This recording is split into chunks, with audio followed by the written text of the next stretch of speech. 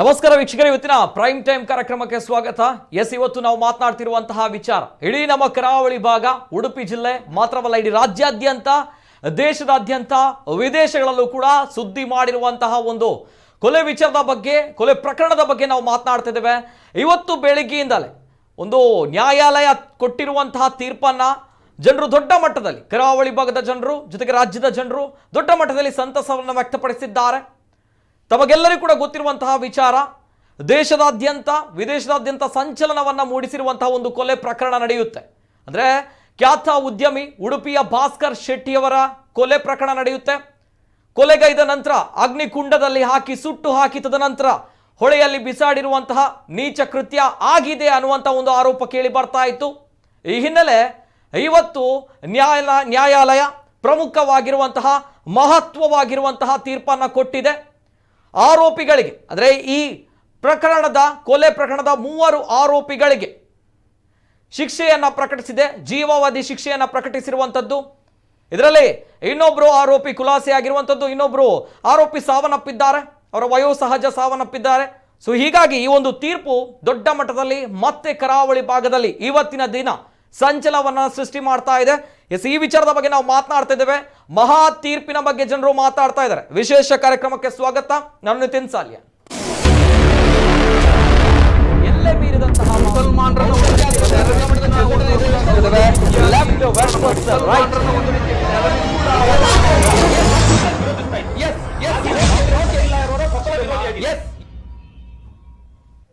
ಬರೋಬ್ಬರಿ 5 ವರ್ಷಗಳ ಒಂದು ಕೊಲೆ ಪ್ರಕರಣ, 4 ವರ್ಷ 11 ತಿಂಗಳು. ಇವತ್ತು ಅದಕ್ಕೆ ಅಂತಿಮವಾಗಿರುವಂತಹ ತೀರ್ಪು ಪ್ರಕಟವಾಗಿದೆ ಅನ್ನುವಂಥದ್ದು. ಅದೆಷ್ಟೋ ಜನರು ಕಾಯ್ತಾ ಇದ್ರು, ಏನಾಗಿದೆ ಅನ್ನುವಂಥದ್ದು ಈ ಕೊಲೆ ಪ್ರಕರಣ, ಈ ರೀತಿ ಮಾಡಬಹುದಾ ಅನ್ನುವಂಥದ್ದು. ಇದೆಲ್ಲವೂ ಕೂಡ ಬದಿಗಿಟ್ಟು ಘಟನೆಗಳಾಗಿ ಹೋಗಿದೆ. ಇದೀಗ ನ್ಯಾಯಾಲಯ ಪ್ರಮುಖವಾಗಿರುವಂತಹ ಮಹತ್ವವಾಗಿರುವಂತಹ ತೀರ್ಪನ್ನು ಕೊಟ್ಟಿರುವಂಥದ್ದು. ಈ ಒಂದು ಕೊಲೆ ಪ್ರಕರಣದ 3 ಆರೋಪಿಗಳಿಗೆ, ಅಂದರೆ ಭಾಸ್ಕರ್ ಶೆಟ್ಟಿಯವರ ಪತ್ನಿ ಜೊತೆಗೆ ಅವರ ಪುತ್ರ ಜೊತೆಗೆ ಆಪ್ತ ಗೆಳೆಯ, ಈ 3 ಕೂಡ ಜೀವಿತಾವಧಿ ಅಂದರೆ ಜೀವಾವಧಿ ಶಿಕ್ಷೆಯನ್ನು ಘೋಷಿಸಲಾಗಿದೆ. ಜೊತೆಗೆ ಇನ್ನೋರ್ವ ಆರೋಪಿ ಇದ್ರು, ಕಾರು ಚಾಲಕ, ಆತನನ್ನು ಖುಲಾಸೆಗೊಳಿಸಲಾಗಿದೆ. ಮತ್ತೋರ್ವ ಆರೋಪಿ ವಯೋಸಹಜ ಸಾವನ್ನಪ್ಪಿರುವಂಥದ್ದು. ಈ ಎಲ್ಲ ವಿಚಾರದ ಬಗ್ಗೆ ಜೊತೆಗೆ ಅನೇಕ ಜನರು ಕಾಯ್ತಾ ಇದ್ರು, ಏನಾಗುತ್ತೆ ಈ ಒಂದು ಪ್ರಕರಣ ಅನ್ನುವಂಥದ್ದು. ಒಟ್ನಲ್ಲಿ ಉಡುಪಿ ಜಿಲ್ಲಾ ನ್ಯಾಯಾಲಯ ಒಂದು ಪ್ರಮುಖವಾಗಿರುವಂತಹ ಮಹತ್ವವಾಗಿರುವಂತಹ ತೀರ್ಪನ್ನು ಕೊಟ್ಟಿರುವಂಥದ್ದು. ಕೊನೆಗೂ ಹೊರಬಿತ್ತು ಉಡುಪಿ ಭಾಸ್ಕರ್ ಶೆಟ್ಟಿ ಕೊಲೆ ಪ್ರಕರಣದ ತೀರ್ಪು. ಪತ್ನಿ ಕೊಲೆ ಕೃತ್ಯ ಸಾಬೀತು, ಕಾರು ಚಾಲಕ ಪ್ರಕರಣದಿಂದ ಖುಲಾಸೆ. ಉಡುಪಿ ಜಿಲ್ಲೆಯಷ್ಟೇ ಅಲ್ಲ, ಇಡೀ ರಾಜ್ಯ, ದೇಶ, ವಿದೇಶಗಳಲ್ಲೂ ಭಾರಿ ಸುದ್ದಿ ಮಾಡಿದ್ದ ಅನಿವಾಸಿ ಉದ್ಯಮಿ ಉಡುಪಿ ಭಾಸ್ಕರ್ ಶೆಟ್ಟಿ ಕೊಲೆ ಪ್ರಕರಣದ ತೀರ್ಪು ಇಂದು ಹೊರಬಿದ್ದಿದೆ. ಭಾಸ್ಕರ್ ಶೆಟ್ಟಿ ಪತ್ನಿ ರಾಜೇಶ್ವರಿ ತನ್ನ ಪುತ್ರ ನವನಿತ ಶೆಟ್ಟಿ ಹಾಗೂ ಇತರರ ಜೊತೆ ಸೇರಿ ನಡೆಸಿದ ಕೊಲೆ ಕೃತ್ಯ ಸಾಬೀತಾಗಿದ್ದು, ಆರೋಪಿ ಕಾರು ಚಾಲಕನನ್ನ ಪ್ರಕರಣದಿಂದ ಖುಲಾಸೆ ಮಾಡಲಾಗಿದ್ದು, ಮಗ ಸಹಿತ ಉಳಿದವರಿಗೆ ಶಿಕ್ಷೆ ಪ್ರಕಟವಾಗಿದೆ. ಆದರೆ ಶಿಕ್ಷೆಯ ಪ್ರಮಾಣ ಇನ್ನಷ್ಟೇ ಪ್ರಕಟ ಮಾಡಬೇಕಾಗಿದೆ. ಭಾಸ್ಕರ್ ಶೆಟ್ಟಿ ಕೊಲೆಗೈದು ಅಗ್ನಿಕುಂಡದಲ್ಲಿ ಸುಟ್ಟಿರುವ ಆರೋಪ ಸಾಬೀತು. ಭಾರಿ ಸಂಚಲನ ಮೂಡಿಸಿದ್ದ ಉದ್ಯಮಿ ಭಾಸ್ಕರ್ ಶೆಟ್ಟಿ ಕೊಲೆ ಪ್ರಕರಣದ ವಾದ ಪ್ರತಿವಾದಗಳು ಪೂರ್ಣಗೊಂಡಿದ್ದು, ಜಿಲ್ಲಾ ಪ್ರಧಾನ ಮತ್ತು ಸೆಷನ್ಸ್ ನ್ಯಾಯಾಲಯ ಇಂದು ಕೊನೆಗೂ ಅಂತಿಮ ತೀರ್ಪನ್ನ ಪ್ರಕಟಿಸಿದೆ. ಪ್ರಾಸಿಕ್ಯೂಷನ್ ಪರವಾಗಿ ವಿಶೇಷ ಸರ್ಕಾರಿ ಅಭಿಯೋಜಕ ಶಾಂತಾರಾಮ್ ಶೆಟ್ಟಿ ನ್ಯಾಯಾಲಯದಲ್ಲಿ ವಾದವನ್ನ ಮಂಡಿಸಿದ್ರು. 78 ಸಾಕ್ಷಿಗಳ ಹೇಳಿಕೆ ದಾಖಲು ಮಾಡಿಕೊಳ್ಳಲಾಗಿದೆ. 2016ರ ಜುಲೈ 28ರಂದು ಉದ್ಯಮಿ ಭಾಸ್ಕರ್ ಶೆಟ್ಟಿ ಅವರನ್ನ ಕೊಲೆಗೈದ ಬಳಿಕ ಅಗ್ನಿಕುಂಡದಲ್ಲಿ ಹಾಕಲಾಗಿತ್ತು. ಪ್ರಕರಣದ ಆರೋಪಿಗಳಾದ ಭಾಸ್ಕರ್ ಶೆಟ್ಟಿ ಅವರ ಪತ್ನಿ ರಾಜೇಶ್ವರಿ ಹಾಗೂ ಮತ್ತೊಬ್ಬ ಆರೋಪಿ ರಾಘವೇಂದ್ರಗೆ ಜಾಮೀನು ದೊರೆತಿದೆ. ಪುತ್ರ ನವನೀಶ್ ಶೆಟ್ಟಿ, ನಂದಳಿಕೆಯ ನಿರಂಜನ್ ಭಟ್ ಜೈಲಿನಲ್ಲಿದ್ದಾರೆ. ಇನ್ನು ಪ್ರಕರಣದ 4ನೇ ಆರೋಪಿ ನಿರಂಜನ್ ಭಟ್ ತಂದೆ ಶ್ರೀನಿವಾಸ್ ಭಟ್ ಅನಾರೋಗ್ಯದಿಂದ ಮೃತಪಟ್ಟಿದ್ರೆ, ಆರೋಪಿ ಚಾಲಕ ರಾಘವೇಂದ್ರ ಖುಲಾಸೆಯಾಗಿದ್ದಾನೆ. ಮೂಳೆಗಳನ್ನೆಲ್ಲ ಹೊಳೆಗೆ ಬಿಸಾಡಿದ್ದು ಅದನ್ನು ಅವರು ರಿಕವರ್ ಮಾಡ್ತಾರೆ. ನಂತರ ಜನರ ಒಂದು ರಿಕ್ವೆಸ್ಟ್ನ ಬಗ್ಗೆ, ಅಂದರೆ ಈ ಜನರ ರಿಕ್ವೆಸ್ಟ್ ಬಗ್ಗೆ ಈ ಇನ್ವೆಸ್ಟಿಗೇಷನನ್ನು CID ಅವರಿಗೆ ಸರ್ಕಾರ ಕೊಟ್ಟಿದ್ದು. ಆದ್ದರಿಂದಾಗಿ CID ಪರವಾಗಿ ST ಚಂದ್ರಶೇಖರ್ DSP ಅವರು ಇನ್ವೆಸ್ಟಿಗೇಷನ್ ಮಾಡಿದರು. ಹಾಗೆ ಚಾರ್ಜ್ ಶೀಟ್ ಹಾಕಿದರು. ಸಾಧಾರಣ 167 ಸಾಕ್ಷಿಗಳು ಚಾರ್ಜ್ ಶೀಟಲ್ಲಿತ್ತು. ಅದರಲ್ಲಿ 78 ಸಾಕ್ಷಿಗಳನ್ನು ವಿಚಾರಣೆ ಮಾಡಲಾಗಿತ್ತು. ಸಾಧಾರಣ 270 ದಾಖಲೆಗಳು ಹಾಗೂ MOSಗಳು 130 MOSಗಳನ್ನು ಮಾರ್ಕ್ ಮಾಡಲಾಗಿತ್ತು.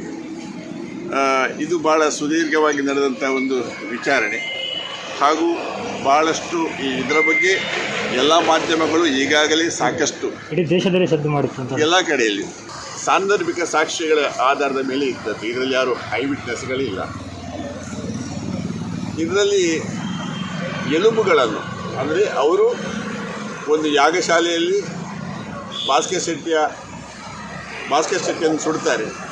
ನಂತರ ಅದು ಸುಟ್ಟ ನಂತರ ಬೂದಿಯನ್ನು ಕಲ್ಕಾರ್ ಹೊಳೆಯಲ್ಲಿ ಅಂದರೆ ಆ ಪಳ್ಳಿಯ ಕಲ್ಕಾರ್ ಹೊಳೆಯಲ್ಲಿ ಬಿಸಾಡ್ತಾರೆ.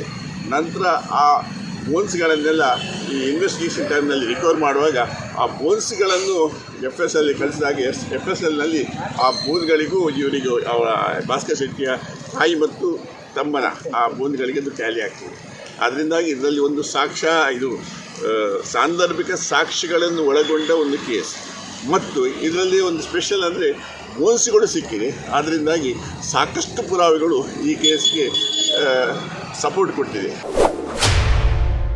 2016 ಜುಲೈ 28ರಂದು ನಡೆದ ಪ್ರಕರಣ.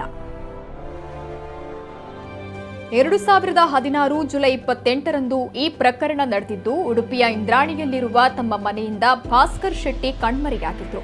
ಮಣಿಪಾಲ ಠಾಣೆಯಲ್ಲಿ ಈ ಬಗ್ಗೆ ಪ್ರಕರಣ ದಾಖಲಾಗಿತ್ತು. ಈ ಬಗ್ಗೆ ಪತ್ನಿ ಮತ್ತು ಮಗನನ್ನ ವಶಕ್ಕೆ ಪಡೆದು ತೀವ್ರ ವಿಚಾರಣೆಗೆ ಒಳಪಡಿಸಿದಾಗ ಕೊಲೆ ಪ್ರಕರಣ ಬೆಳಕಿಗೆ ಬಂದಿದೆ. ಕಳೆದ 4 ವರ್ಷ 11 ತಿಂಗಳ ಕಾಲ ನಡೆದ ವಾದ ಪ್ರತಿವಾದದಲ್ಲಿ ಇಂದು ತೀರ್ಪು ಕೊನೆಗೂ ಹೊರಬಿದ್ದಿದೆ. 4 ವರ್ಷ 11 ತಿಂಗಳ ಕಾಲ ರೋಚಕ ವಾದ ಪ್ರತಿವಾದ ಹೇಗಿತ್ತು ಗೊತ್ತಾ? ನ್ಯಾಯಾಲಯದ ಸುತ್ತಮುತ್ತ ಭಾರೀ ಬಿಗಿ ಪೊಲೀಸ್ ಬಂದೋಬಸ್ತ್. ಹಲವು ಬಾರಿ ಕೊರೋನಾ ಲಾಕ್ಡೌನ್ ಕಾರಣದಿಂದ ತೀರ್ಪು ಮುಂದೂಡಿಕೆಯಾಗಿದ್ದು, ಜೂನ್ 8ರಂದು ಅಂತಿಮ ತೀರ್ಪು ಪ್ರಕಟಿಸುವುದಾಗಿ ಉಡುಪಿ ಜಿಲ್ಲಾ ಮತ್ತು ಸತ್ರ ನ್ಯಾಯಾಲಯ ಆದೇಶವನ್ನ ನೀಡಿತ್ತು. ಪ್ರಕರಣದ ವಾದ ಪ್ರತಿವಾದದ ಪ್ರಕ್ರಿಯೆಗಳು ಪೂರ್ಣಗೊಂಡ ಹಿನ್ನೆಲೆಯಲ್ಲಿ ಅಂತಿಮ ತೀರ್ಪನ್ನ ಮೇ 29ರಂದು ಪ್ರಕಟಿಸುವುದಾಗಿ ಉಡುಪಿ ಜಿಲ್ಲಾ ಮತ್ತು ಸತ್ರ ನ್ಯಾಯಾಧೀಶ ಸುಬ್ರಹ್ಮಣ್ಯ JN ಏಪ್ರಿಲ್ 20ರಂದು ಆದೇಶವನ್ನ ನೀಡಿದ್ರು. ಆದರೆ ಮೇ 29ರಂದು ಕೊರೋನಾ ಹಿನ್ನೆಲೆಯಲ್ಲಿ ಹೈಕೋರ್ಟ್ನ ಆದೇಶದಂತೆ ಕೋರ್ಟ್ಗೆ ರಜೆ ಇದ್ದ ಕಾರಣ ಈ ತೀರ್ಪನ್ನ ಮೇ 31ಕ್ಕೆ ಮುಂದೂಡಲಾಗಿತ್ತು. ಇದೀಗ ಪ್ರಕರಣದ ಅಂತಿಮ ತೀರ್ಪನ್ನ ನ್ಯಾಯಾಲಯ ಮತ್ತೆ ಮುಂದೂಡಿ ಆದೇಶವನ್ನ ನೀಡಿತ್ತು. ಜೂನ್ 8ರಂದು ರಾಜೇಶ್ವರಿ ಶೆಟ್ಟಿ ಹಾಗೂ ಪ್ರಕರಣದ ಸಾಕ್ಷ್ಯನಾಶ ಆರೋಪಿ ರಾಘವೇಂದ್ರ ಕಡ್ಡಾಯವಾಗಿ ನ್ಯಾಯಾಲಯದಲ್ಲಿ ಹಾಜರು ಇರುವಂತೆ ಸೂಚಿಸಲಾಗಿತ್ತು. ಇನ್ನು ನ್ಯಾಯಾಲಯದ ಸುತ್ತಮುತ್ತ ಭಾರೀ ಬಿಗಿ ಪೊಲೀಸ್ ಬಂದೋಬಸ್ತನ್ನ ಏರ್ಪಡಿಸಲಾಗಿತ್ತು. ಭಾಸ್ಕರ್ ಶೆಟ್ಟಿ ತೀರ್ಪು ಬರ್ತಾ ಇದ್ದಂತೆ ಅವರ ಸಹೋದರಿ ಕಣ್ಣಾಲಿಗಳಲ್ಲಿ ನೀರು ತುಂಬಿಕೊಂಡಿದ್ದು, ಕೊನೆಗೂ ತೀರ್ಪು ಹೊರಬಿದ್ದ ಸಮಾಧಾನ ಅವರ ಮುಖದಲ್ಲಿ ಕಂಡುಬರ್ತಿತ್ತು. ಮೊದಲು ನಮಗೆ ತುಂಬಾ ಹೆದರಿಕೆ ಆಗಿತ್ತು. ಕೇಸ್ ಎಂತ ಆಗ್ತದೆ ಅಂತ ಗೊತ್ತಿರಲಿಲ್ಲ. ಅದನ್ನೆಲ್ಲ ಅವಳೇ ಹೋಟೆಲಲ್ಲಿ ಅವಳೇ ಇದ್ರಲ್ಲ. ಮತ್ತೆ ನಮ್ಗೆ ಮುಖ್ಯವಾಗಿ ಅವಳು ಜೈಲಿಗೆ ಹೋಗ್ಬೇಕಂತ ಇತ್ತು. ಮತ್ತೆ ಆಸ್ತಿದೆ ನಮ್ಗೆ ಆಸೆ ಇಲ್ಲ ಅದ್ರಲ್ಲಿ. ಈಗ ನಮ್ಗೆ ತುಂಬಾ ಖುಷಿಯಾಗಿದೆ, ಕಾನೂನು ಮೇಲೆ ತುಂಬಾ ನಂಬಿಕೆ ಆಗಿದೆ. ಮತ್ತೆ ನಮ್ಗೆ ತುಂಬಾ ಎಲ್ಲ ಸಂಘ ಸಂಸ್ಥೆಯಲ್ಲಿ ಹೆಲ್ಪ್ ಮಾಡಿದ್ದಾರೆ. ಅವ್ರಿಗೆ ನಾವು ಯಾವತ್ತೂ ಚಿರಣಿರಾಗಿ ಇರ್ತೇವೆ. ನಂಬಲಿಕ್ಕೆ ಇಲ್ಲ. ಅವರು ಮುಂಚೆ 27 ತಾರೀಕಿಗೆ ನಮ್ಮ ಮನೆಗೆ ಬಂದಾಗಲೂ ನಾವು ಹೇಳಿದೆ ನೀವು ಹೋಗಬೇಡಿ ಅಂತೇಳಿ. ಅವಾಗ ಹೇಳ್ತಾರೆ ನನ್ನ ಮಗ ಹೆಂಡತಿ ಹೊಡಿಬೋದು, ನನ್ನನ್ನು ಕೊಲ್ಲಿಕ್ಕಿಲ್ಲ ಅಂತ ಹೇಳ್ತಾ ಇದ್ರು. ಅಷ್ಟು ನಂಬಿಕೆ ಇತ್ತು. ಆದರೆ ಈ ರೀತಿ ಮಾಡ್ತಾರೆ ಅಂತ ಇನ್ನು ಯಾರಾದರೂ ಅದೇ ಹೋಮ ಹವನ ಮಾಡೋರು ಈ ರೀತಿ ಮಾಡಿದರೆ ಮತ್ತೆ ಯಾರನ್ನು ನಂಬೋದು ಅಲ್ವಾ?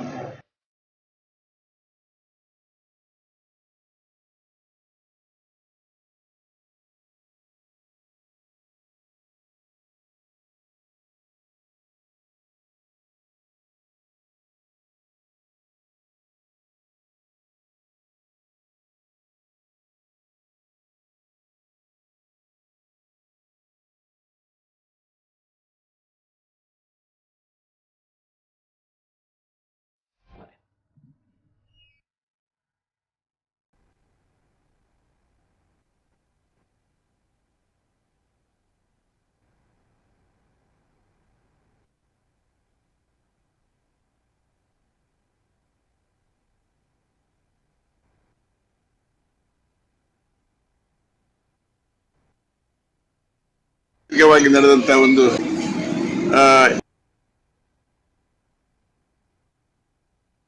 ನೋಡ್ತಾ ಇದ್ದೀರಾ, ಇಡೀ ಉಡುಪಿ ಜಿಲ್ಲೆ ಅಷ್ಟೇ ಅಲ್ಲ, ಇಡೀ ರಾಜ್ಯ ದೇಶ ವಿದೇಶಗಳಲ್ಲಿ ಭಾರಿ ಸುದ್ದಿ ಮಾಡಿದ್ದ ಅನಿವಾಸಿ ಉದ್ಯಮಿ ಉಡುಪಿ ಭಾಸ್ಕರ್ ಶೆಟ್ಟಿ ಕೊಲೆ ಪ್ರಕರಣದ ತೀರ್ಪು ಇಂದು ಹೊರಬಿದ್ದಿರುವಂತದ್ದು. ಭಾಸ್ಕರ್ ಶೆಟ್ಟಿ ಪತ್ನಿ ರಾಜೇಶ್ವರಿ ಜೊತೆಗೆ ಅವರ ಪುತ್ರ ಆಗಿರುವಂತಹ ನವನೀತ ಶೆಟ್ಟಿ ಹಾಗೂ ಜೊತೆಗೆ ಇತರರ ಜೊತೆ ಸೇರಿ ನಡೆಸಿರುವಂತಹ ಕೊಲೆ ಕೃತ್ಯ ಸಾಬೀತಾಗಿದೆ. ಆರೋಪಿ ಕಾರು ಚಾಲಕನನ್ನ ಪ್ರಕರಣದಿಂದ ಖುಲಾಸೆ ಮಾಡಲಾಗಿದೆ. ಮಗ ಸಹಿತ ಉಳಿದವರಿಗೆ ಶಿಕ್ಷೆ ಪ್ರಕಟವಾಗಿದೆ. ತಾವು ನೋಡ್ತಾ ಇರುವಂತಹ ದೃಶ್ಯಾವಳಿ ಇವತ್ತಿನ ದಿನ ಕರಾವಳಿ ಭಾಗದಲ್ಲಿ ಮಹತ್ವದ ಒಂದು ಮಹಾ ತೀರ್ಪು ಹೊರಬಿದ್ದಿದೆ. 4 ವರ್ಷ 11 ತಿಂಗಳ ಕಾಲ ನಡೆದಂತಹ ರೋಚಕವಾಗಿರುವಂತಹ ವಾದ ಪ್ರತಿವಾದ, ಇದಕ್ಕೆ ಸಿಕ್ಕಿರುವಂತಹ ಮಹಾ ತೀರ್ಪು. ಉಡುಪಿ ಜಿಲ್ಲಾ ಪ್ರಧಾನ ಮತ್ತು ಸೆಷನ್ಸ್ ನ್ಯಾಯಾಲಯ ನೀಡಿರುವಂತಹ ತೀರ್ಪು. ತಾವು ಇಲ್ಲಿ ಗಮನಿಸಬೇಕಾಗಿರುವಂತಹ ವಿಚಾರ, ಕೊಲೆ ಆರೋಪಿಗಳ ಪರವಾಗಿ ಜೊತೆಗೆ ಭಾಸ್ಕರ್ ಶೆಟ್ಟಿ ಅವರ ತಾಯಿ ಗುಲಾಬಿ ಶೆಟ್ಟಿ ಅವರ ಪರವಾಗಿ ವಾದ ಮಾಡಿರುವಂತಹವರು ಸರ್ಕಾರಿ ಅಭಿಯೋಜಕರಾಗಿ ವಾದ ಮಾಡಿದ್ರು ಶಾಂತರಾಮ್ ಶೆಟ್ಟಿ ಅವರು, ಖ್ಯಾತ ವಕೀಲರು. ಏನು ಹೇಳಿದ್ದಾರೆ ಇವರು ಈ ಪ್ರಕರಣದ ಬಗ್ಗೆ, ಈ ತೀರ್ಪು ಬಂದ ನಂತರ? ನೋಡ್ಕೊಂಬನ್ನಿ. ಇದು ಬಹಳ ಸುದೀರ್ಘವಾಗಿ ನಡೆದಂಥ ಒಂದು ವಿಚಾರಣೆ ಹಾಗೂ ಬಹಳಷ್ಟು ಇದರ ಬಗ್ಗೆ ಎಲ್ಲ ಮಾಧ್ಯಮಗಳು ಈಗಾಗಲೇ ಸಾಕಷ್ಟು ಇಡೀ ದೇಶದಲ್ಲಿ ಸದ್ದು ಮಾಡುತ್ತೆ ಎಲ್ಲ ಕಡೆಯಲ್ಲಿ ವಿವರಣೆ ಕೊಟ್ಟಿದೆ. ಆದ್ರಿಂದ ನಾನು ಈ ಹಿನ್ನೆಲೆಯ ಬಗ್ಗೆ ನಿಮ್ಮ ವಾದದ ಪ್ರಮುಖ ಅಂಶ ಏನಾಗಿತ್ತು ಅಂತ ಹೇಳಿ ಒಂದು ಹೈಲೈಟ್ ನೋಡಿ. ಈ ಕೇಸ್ ಸಂಪೂರ್ಣವಾಗಿ ಸಾಂದರ್ಭಿಕ ಸಾಕ್ಷ್ಯಗಳ ಆಧಾರದ ಮೇಲೆ ಇದ್ದದ್ದು. ಇದರಲ್ಲಿ ಯಾರು ಐ ವಿಟ್ನೆಸ್ಗಳಿಲ್ಲ. ಇದರಲ್ಲಿ ಎಲುಬುಗಳನ್ನು ಅಂದರೆ ಅವರು ಒಂದು ಯಾಗಶಾಲೆಯಲ್ಲಿ ಭಾಸ್ಕರ್ ಶೆಟ್ಟಿಯನ್ನು ಸುಡ್ತಾರೆ. ನಂತರ ಅದು ಸುಟ್ಟ ನಂತರ ಬೂದಿಯನ್ನು ಕಲ್ಕಾರ್ ಹೊಳೆಯಲ್ಲಿ ಅಂದರೆ ಪಳ್ಳಿಯ ಕಲ್ಕಾರ್ ಹೊಳೆಯಲ್ಲಿ ಬಿಸಾಡ್ತಾರೆ. ನಂತರ ಆ ಬೋನ್ಸ್ಗಳನ್ನೆಲ್ಲ ಈ ಇನ್ವೆಸ್ಟಿಗೇಷನ್ ಟೈಮ್ನಲ್ಲಿ ರಿಕವರ್ ಮಾಡುವಾಗ ಆ ಬೋನ್ಸ್ಗಳನ್ನು FSL ಕಳಿಸಿದಾಗ FSLನಲ್ಲಿ ಆ ಬೋನ್ಗಳಿಗೂ ಇವರಿಗೂ ಅವರ ಭಾಸ್ಕರ್ ಶೆಟ್ಟಿಯ ತಾಯಿ ಮತ್ತು ತಮ್ಮನ ಆ ಬೋನ್ಗಳಿಗೆ ಅದು ಟ್ಯಾಲಿ ಆಗ್ತದೆ. ಅದರಿಂದಾಗಿ ಇದರಲ್ಲಿ ಒಂದು ಇದು ಸಾಂದರ್ಭಿಕ ಸಾಕ್ಷಿಗಳನ್ನು ಒಳಗೊಂಡ ಒಂದು ಕೇಸ್. ಮತ್ತು ಇದರಲ್ಲಿ ಒಂದು ಸ್ಪೆಷಲ್ ಅಂದರೆ ಬೋನ್ಸ್ಗಳು ಸಿಕ್ಕಿದೆ. ಅದರಿಂದಾಗಿ ಸಾಕಷ್ಟು ಪುರಾವೆಗಳು ಈ ಕೇಸ್ಗೆ ಸಪೋರ್ಟ್ ಕೊಟ್ಟಿದೆ. ಅದರಿಂದಾಗಿ ನ್ಯಾಯಾಲಯವು ಆರೋಪಿಗಳನ್ನು ರಾಜೇಶ್ವರಿಯ ಕೊನೆಯವರೆಗಿನ ವಾದ ಭಾಸ್ಕರ್ ಶೆಟ್ಟಿಯ ಹೆಂಡತಿಯಾಗಲಿ ಅವನ ಮಗನಾಗಲಿ ಅಥವಾ ಹೆಂಡತಿಯ ಅಥವಾ ಮಗನ ಬರೋ ಬೇರೆ ಯಾರು ಮಿಸ್ಸಿಂಗ್ ಪಿಟಿಷನ್ ಕೊಡಲಿಲ್ಲ. ಮಿಸ್ಸಿಂಗ್ ಪಿಟಿಷನ್ ಕೊಟ್ಟದ್ದು ತಾಯಿ ಮಾತ್ರ. ಅದು 28ಕ್ಕೆ ಮಿಸ್ ಆಗಿದ್ದ ಭಾಸ್ಕರ್ ಶೆಟ್ಟಿ. ಮರು ದಿವಸ 29ಕ್ಕೆ ಮಿಸ್ಸಿಂಗ್ ಪಿಟಿಷನ್ ಗುಲಾಬಿ ಶೆಟ್ಟಿ ಅಂದರೆ ಭಾಸ್ಕರ್ ಶೆಟ್ಟಿಯ ತಾಯಿ ದಾಖಲು ಮಾಡ್ತಾರೆ. ಅದು ಮಿಸ್ಸಿಂಗ್ ಪಿಟಿಷನ್ ಆಗಿಯೇ ಇತ್ತು. 7ನೇ ತಾರೀಕಿಗೆ ಅಂದರೆ ಆಗಸ್ಟ್ 7, 2016 ಅವರನ್ನು ಎನ್ಕ್ವೈರಿ ಮಾಡುವಾಗ ಇವರು ಕನ್ಫ್ಯೂಸ್ ಮಾಡ್ತಾರೆ. ನಾವು ಹೀಗೆ ಮಾಡಿದ್ದೇವೆ, ಆದ್ದರಿಂದ ನಾವು ಆ ಸ್ಥಳಗಳನ್ನೆಲ್ಲ ತೋರಿಸ್ತೇವೆ, ಎಲ್ಲಿ ಸುತ್ತಿದ್ದೇವೆ ಅದನ್ನೆಲ್ಲ ತೋರಿಸ್ತೇವೆ ಅಂತ ಹೇಳಿ ಪೊಲೀಸರನ್ನು ಆ ಸ್ಥಳಕ್ಕೆ ಕರ್ಕೊಂಡು ಹೋಗಿ ಕನ್ಫ್ಯೂಸ್ ಮಾಡ್ತಾರೆ. ಒಬ್ಬರು ಇದರಲ್ಲಿ ಜೀವ ಕಳ್ಕೊಳ್ತಾರಲ್ಲ ಅನಾರೋಗ್ಯದಿಂದ. ವಿಚಾರಣೆಯ ಸಮಯದಲ್ಲಿ ಆರೋಪಿ 4 ಅಂದರೆ ಆರೋಪಿ 3ರ ತಂದೆ ಶ್ರೀನಿವಾಸ್ ಭಟ್ರು ನಿಧನ ಆಗ್ತಾರೆ. ಅದರಿಂದಾಗಿ ಅವರ ಮೇಲೆ ಕೇಸಿಲ್ಲ. ಈಗ 5ನೇ ಆರೋಪಿ ರಾಘವೇಂದ್ರ ಅವರನ್ನು ಬಿಡುಗಡೆ ಮಾಡಿದ್ದಾರೆ. ಈಗ ಒಂದು ಕತೆ ಇಲ್ಲಿ ಆದರೆ ಹೈಕೋರ್ಟ್ಗೆ ಹೋಗ್ತಾರೆ, ಸುಪ್ರೀಂ ಕೋರ್ಟ್ಗೆ ಹೋಗ್ತಾರೆ. ಎಷ್ಟು ಇಂಪಾರ್ಟೆಂಟ್ ಈ ತೀರ್ಪು ಮುಂದೆ ಕೂಡ ಅಂತ? ನನಗೆ ಜಡ್ಜ್ಮೆಂಟ್ ಕಾಪಿ ಕೈಗೆ ಸಿಕ್ಕಿಲ್ಲ. ಅದೇ ನೋಡಿದ ಮೇಲೆ ಅದು 300 ಪೇಜ್ಗಳಷ್ಟು ಉದ್ದದ ಜಡ್ಜ್ಮೆಂಟ್ ಆಗಿದೆ. ಚಾರ್ಜ್ ಶೀಟ್ ಎಷ್ಟು ಹೊರದಾಗಿತ್ತು ಸರ್ ಅದು? ಚಾರ್ಜ್ ಶೀಟ್ ಸಾಧಾರಣ 2000 ನಿಯರ್ಲಿ 2000 ಪೇಜಸ್.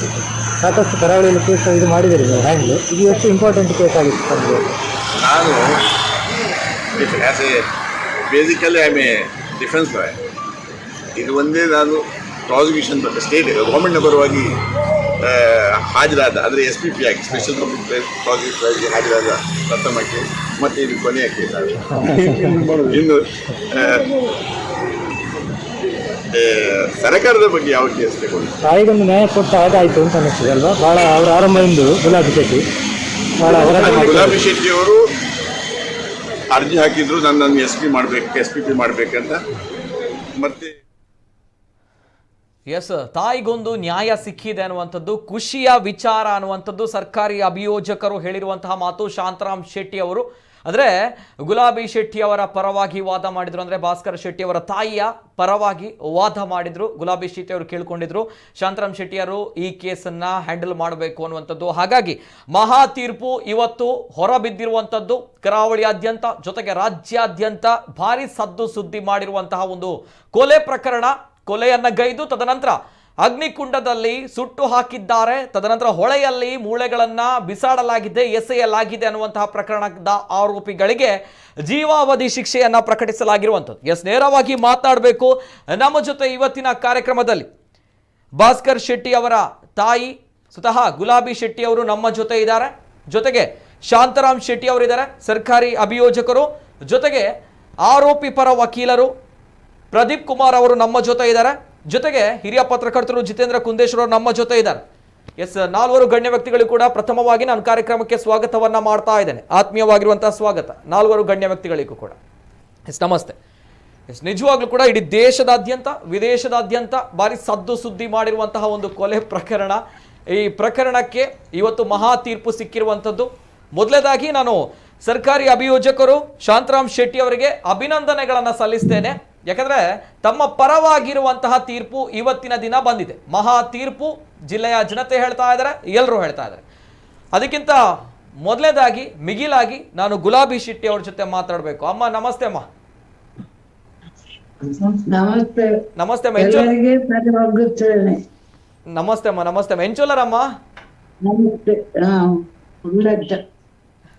ಅಮ್ಮ ದಾದಾ ಪನ್ಪರಮ್ಮ ಇನಿ ತೀರ್ಪು ಬತ್ತುಂಡು ಯಾನ್ ತೂದಿತ್ತೆ ಈರ್ ಬೈದಿನಂಚಿನ ಬಂಗ ಗೊತ್ತುಂಡು ಅವೇತೋ MP MLA ನಕಲ ಪಿರೋಡು ಅವೇತೋ ರಾಜಕಾರಣ ನಕಲ ಪಿರೋಡು ಪೋಯಾರು ಏನ ಮಗನ ಸಾವು ಗೊಂಜಿ ನ್ಯಾಯ ತಿಕ್ಕೋಡು ಪನ್ಪುನಂಚಿನ ಬಾರಿ ಮಲ್ಲ ಮಟ್ಟಿಡು ಹೋರಾಟ ಮಲ್ತಾರೆ. ಇನಿ ಬೈದಿನಂಚಿನ ತೀರ್ಪು ಇರ್ನ ಹೋರಾಟಕ್ಕೆ ತಿಕ್ಕಿನಂಚಿನ ಪ್ರತಿಫಲ ಬಾರಿ ಪೂರ್ಲದ ಪ್ರತಿಫಲ ಅಂತ ಪನ್ಲಿ ದಾದಾ ಪನ್ಪರಮ್ಮ. ಯಾಂಗ್ ಬಾರಿ ಖುಷಿ ಉಂಡು. ಆ ಖುಷಿ ಆಯ್ನಕ್ ಎಂಕ್ ಉಪಕಾರ ಮಾಡ್ದೆ ಪುರ ಅಂತಾರೆ ಬಗ್ಗೆ. ನಿಜ ಅಮ್ಮ, ನಿಜ. ಇಡೀ ಕಾಂಡೆ ಈ ತೀರ್ಪು ಪ್ರಕಟ ಆಪುಂಡು ಅಪಗ ಆರೋಪಿ ನಕ್ಲಿಗೆ ಶಿಕ್ಷೆ ಪನ್ಪುನಂಚಿನ ವಿಚಾರ ಜೀವಾವಧಿ ಶಿಕ್ಷೆ ಈ ಒಂಜಿ ವಿಚಾರ ಇತೆ ಈ ಒಂಜಿ 4 ವರ್ಷದ ದುಂಬುಡ್ದಿಂಚ ಪನೊಂದುಲ್ಲಾರ ಎನ್ನ ಮಗೆ ತೋಜೊಂದಿಜ್ಜೆ ಈ ಕಂಪ್ಲೇಂಟ್ ಫೈಲ್ ಮನ್ಪೋರ್ 5 ಬುಕ್ ಆಯ್ನಂಚಿನ ಪ್ರಕರಣ ಇಡೀ ಮಾತ ಮಲ್ಲ ಮಟ್ಟಿಡ್ ಇಡೀ ತಿರುವು ಈ ಒಂಜಿ ಪ್ರಕರಣ ಇಂಥ ಬಗ್ಗೆ ಪಾತೆರೋಡು ಎನ್ನ ಫಸ್ಟ್ ರಿಯಾಕ್ಷನ್ ಶಾಂತರಾಮ್ ಶೆಟ್ಟಿ ಅವ್ರ ಜೊತೆ ನಾನು ಕೇಳ್ತಾ ಇದ್ದೇನೆ. ಸರ್, ಮತ್ತೊಮ್ಮೆ ಅಭಿನಂದನೆಗಳು. ಏನ್ ಹೇಳ್ತೀರಾ ಸರ್, ಫಸ್ಟ್ ರಿಯಾಕ್ಷನ್ ತಮ್ಮ ಪರವಾಗಿರುವಂತಹ ತೀರ್ಪು ಮಹಾ ತೀರ್ಪು ಸಿಕ್ಕಿರುವಂತದ್ದು? Yes sir. ತೀರ್ಪಿನ ಬಗ್ಗೆ ಸಂತೋಷ ಆಗಿದೆ. ಯಾಕಂದ್ರೆ ಈ ಕೇಸ್ ಈಗಾಗಲೇ ಹೇಳಿದಾಗೆ ಬೇಸ್ಡ್ ಆನ್ ಸರ್ಕಮ್ಸ್ಟೆನ್ಷಿಯಲ್ ಎವಿಡೆನ್ಸ್ ಸಾಂದರ್ಭಿಕ ಸಾಕ್ಷಿಗಳ ಮೇಲೆ ಬಿದ್ದಿದ್ದದ್ದು. ಆದ್ರೂ ಕೂಡ ಈ local police as well as CID police ಬಹಳ ಶ್ರಮ ಪಟ್ಟಿದ್ದಾರೆ. ಆದಷ್ಟು ಮೆಟೀರಿಯಲ್ಸ್ ಗಳನ್ನು ಕಲೆಕ್ಟ್ ಮಾಡಿದ್ದಾರೆ, ಬಹಳ ಕಷ್ಟಪಟ್ಟಿದ್ದಾರೆ. ಹೆಚ್ಚಿನ ಅಂಶ ಬಹಳ ಒಂದು CID ಬಹಳ ಒಂದು ದೊಡ್ಡ ಫೋರ್ಸ್ ಉಡುಪಿಯಲ್ಲಿ ಇತ್ತು. ಆದ್ರಿಂದಾಗಿ ಅವರು ಶ್ರಮ ಪಟ್ಟದ್ದಕ್ಕೆ ಸರಿಯಾಗಿ ಒಂದು ಫಲಿತಾಂಶ ಸಿಕ್ಕಿದೆ. ಅದಕ್ಕೆ ನಾನು ಖುಷಿಯಾಗಿ. ಓಕೆ ಓಕೆ ಎಸ್, ಇದು ಶಾಂತರಾಮ್ ಶೆಟ್ಟಿ ಅವರ ಮಾತುಗಳು. ಅಂದ್ರೆ ಇಲ್ಲಿ ಸಾಂದರ್ಭಿಕವಾಗಿರುವಂತಹ ಸಾಕ್ಷಿಗಳು ಐ ವಿಟ್ನೆಸ್ ಅನ್ನುವಂಥದ್ದು ಇಲ್ವೇ ಇಲ್ಲ. ಹಾಗಾಗಿ ಸಾಂದರ್ಭಿಕ ಸಾಕ್ಷಿಗಳ ಆಧಾರದ ಮೇಲೆ ಈ ಒಂದು ಮಹಾ ತೀರ್ಪು ಕೊಟ್ಟಿರುವಂಥದ್ದು ಅಲ್ವಾ ಸರ್? S yes S. ಅದೇ ನನ್ನ ಜೊತೆ ಪ್ರದೀಪ್ ಕುಮಾರ್ ಅವರಿದ್ದಾರೆ, ಆರೋಪಿಗಳ ಪರ ವಕೀಲರು. ಅವರು ಒಂದು ಮಹತ್ವದ ಒಂದು ತೀರ್ಮಾನವನ್ನು ಕೂಡ ಸ್ಟೆಪ್ ಅನ್ನು ಕೂಡ ತೆಗೆದುಕೊಂಡಿದ್ದಾರೆ. ಅದರ ಬಗ್ಗೆಯೂ ಕೂಡ ನಾನು ಮಾತನಾಡ್ತೇನೆ, ಹೇಳ್ತೇನೆ. Before that first reaction sir Pradeep Kumar sir. ನಮಸ್ತೆ ಸರ್. ನಮಸ್ತೆ. ಫಸ್ಟ್ ರಿಯಾಕ್ಷನ್ ಪ್ರದೀಪ್ ಕುಮಾರ್ ಅವರು.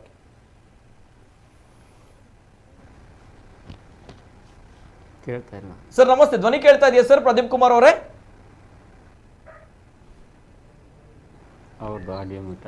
ಪ್ರದೀಪ್ ಕುಮಾರ್ ಅವರೇ, ತಮ್ಮ ಆಡಿಯೋ ಮ್ಯೂಟ್ ಇದೆ. ಹಲೋ, ಕೇಳಿಸ್ತಾ ಇದೆಯಲ್ಲ sir? Yes sir. Pradeep Kumar sir ನಮಸ್ತೆ ಸರ್, ಮಾತಾಡಿ ಸರ್. First reaction. ನಮಸ್ಕಾರ ಸರ್. ನಮಸ್ಕಾರ. ತಾವ್ ಹೇಳ್ತಾ ಇದ್ರಿ ಇದೊಂದು ಸೆನ್ಸೇಷನಲ್ ಮ್ಯಾಟರ್ ಅಂತ. ಆ ಸೆನ್ಸೇಷನಲ್ ಮ್ಯಾಟರ್ ನ ಕಾರಣಕ್ಕೋಸ್ಕರನೇ ಇವತ್ತು ಈ ರಿಸಲ್ಟ್ ಬಂದಿದೆ ಅಷ್ಟೇ. Okay okay. ಈ ಒಂದು ಆರ್ಡರ್ ಬಂದಿದೆ. ಓಕೆ, ಹೌದು. ಅದರ್ವೈಸ್ ನೀವು ಇಡೀ ಎಂಟೈರ್ ಪ್ರಾಸಿಕ್ಯೂಷನ್ ನೋಡಿದ್ರೆ ಎಂಟೈರ್ ಚಾರ್ಜ್ ಶೀಟ್ ನೋಡಿದ್ರೆ ಹಾ ಇದೊಂದು false and concocted and created charge sheet filed by the prosecution police people. On the basis of the charge sheet, the prosecution was lead the evidence. There is no evidence, there is no eyewitness, there is no body was not recovered. Okay. There is a lack of problems is there. ತುಂಬಾ ಲ್ಯಾಕುನಾ ಇದೆ. Even though ಲ್ಯಾಕುನಾ ಇದ್ರೂ ಕೂಡ the order was passed against the accused. We will challenge that order. Honorable High Court, definitely we will get the good relief in the High Court. Okay okay okay yes sir, ತಾವು ಹೇಳಿರುವಂತಹ ಮಾತು, ಪ್ರದೀಪ್ ಕುಮಾರ್ ಅವರು ಹೇಳಿರುವಂತಹ ಮಾತು. S, ಈ ಒಂದು ವಿಚಾರದ ಬಗ್ಗೆ ಈ ಒಂದು ತೀರ್ಪು ಏನಿದೆ, ಈ ತೀರ್ಪನ್ನ ಪ್ರಶ್ನಿಸಿ ತಾವು ಮೇಲ್ಮನವಿ ಸಲ್ಲಿಸ್ತೇವೆ ಅನ್ನುವಂತಹ ವಿಚಾರವನ್ನ ತಾವು ಹೇಳ್ತಾ ಇದ್ದೀರಾ. ಹೈಕೋರ್ಟ್ಗೆ ತಾವು ಹೋಗ್ತೀವಿ ಅನ್ನುವಂತಹ ವಿಚಾರವನ್ನ ಹೇಳ್ತಾ ಇದ್ದೀರಾ ಇವತ್ತಿನ ಅಲ್ವಾ ಸರ್? ಎಸ್, ತಾವು ಹೇಳ್ತಾ ಇರುವಂತಹ ವಿಚಾರ ಇಲ್ಲಿ ಯಾವುದೇ ರೀತಿಯ ಐ ವಿಟ್ನೆಸ್ ಇಲ್ಲ, ಜೊತೆಗೆ ಮೂಳೆ ಪತ್ತೆಯಾಗಿಲ್ಲ, ಜೊತೆಗೆ ಡೆಡ್ ಬಾಡಿ ರಿಕವರಿ ಇಲ್ಲ, ನಾವಿದ್ದನ್ನ ಮತ್ತೆ ಪ್ರಶ್ನಿಸ್ತೇವೆ ಅನ್ನುವಂತಹ ವಿಚಾರ. DNA ಪ್ರೂವ್ ಆಗಿಲ್ಲ. ಹಲೋ, ಎಸ್ ಸರ್, ಮಾತಾಡಿ. DNA ಪ್ರೂವ್ ಆಗಿಲ್ಲ. ಮತ್ತೆ Bhaskar Shetty how to enter to the house, there prosecution was failure. Okay, ಯಾಕೆ ಮನೆಗೆ ಬಂದ ಅನ್ನೋದು ಪ್ರೂವ್ ಆಗಿಲ್ಲ. Okay, so murder place, that is murder place of the ಏನ್ ಡಿಸಿಸ್ ಭಾಸ್ಕರ್ ಶೆಟ್ಟಿ ಹೌಸ್ ಏನಿದೆ ಅಲ್ಲಿಗೆ ಯಾಕೆ ಬಂದ್ರು ಅನ್ನೋದ್ರ ಬಗ್ಗೆ ಡಾಕ್ಯುಮೆಂಟ್ಸ್ ಇಲ್ಲ. ಟ್ರ್ಯಾಕ್ ರೆಕಾರ್ಡ್ ಹಾಕಿದ್ದಾರೆ, ಟ್ರ್ಯಾಕ್ ರೆಕಾರ್ಡ್ ತೋರಿಸುತ್ತೆ ಟು ಅವರ ಏನ್ ಲಾಡ್ಜ್ ದುರ್ಗಾ ಇಂಟರ್ನ್ಯಾಷನಲ್ ಲಾಡ್ಜ್ ಇಂದ ಹೊರಟಂತವ್ರು 245ಗೆ 28ನೇ ತಾರೀಕು ಜುಲೈ 2016ರಲ್ಲಿ ಅದು ಮಣಿಪಾಲ್ ಕಡೆ ಹೋಗುತ್ತೆ. ಆದ್ರೆ ವಾಪಸ್ ಮನೆಗೆ ಬಂದಿರೋದ್ರ ಬಗ್ಗೆ ಡಾಕ್ಯುಮೆಂಟ್ಸ್ ಇಲ್ಲ. ಸೊ ಅದ್ರ ಬಗ್ಗೆ prosecution was failure to prove the case. Okay. Even though the matter was the circumstantial evidence ಮೇಲೆ ಎವಿಡೆನ್ಸ್ ಆಗಿದೆ, ಅಲ್ಲಿ ಇನ್ಸಿಡೆಂಟ್ ಆಗಿದೆ ಅಂತ ಹೇಳ್ತಾರೆ, ಅಲ್ಲಿ ಮನೆಯಲ್ಲಿ ಡೆತ್ ಆಗಿದೆ ಅಂತ ಹೇಳ್ತಾರೆ, ಮರ್ಡರ್ ಮಾಡಿದ್ದಾರೆ ಅಂತ ಹೇಳ್ತಾರೆ. Okay, hello, okay okay S, ಕೇಳ್ತಾ ಇದೆ.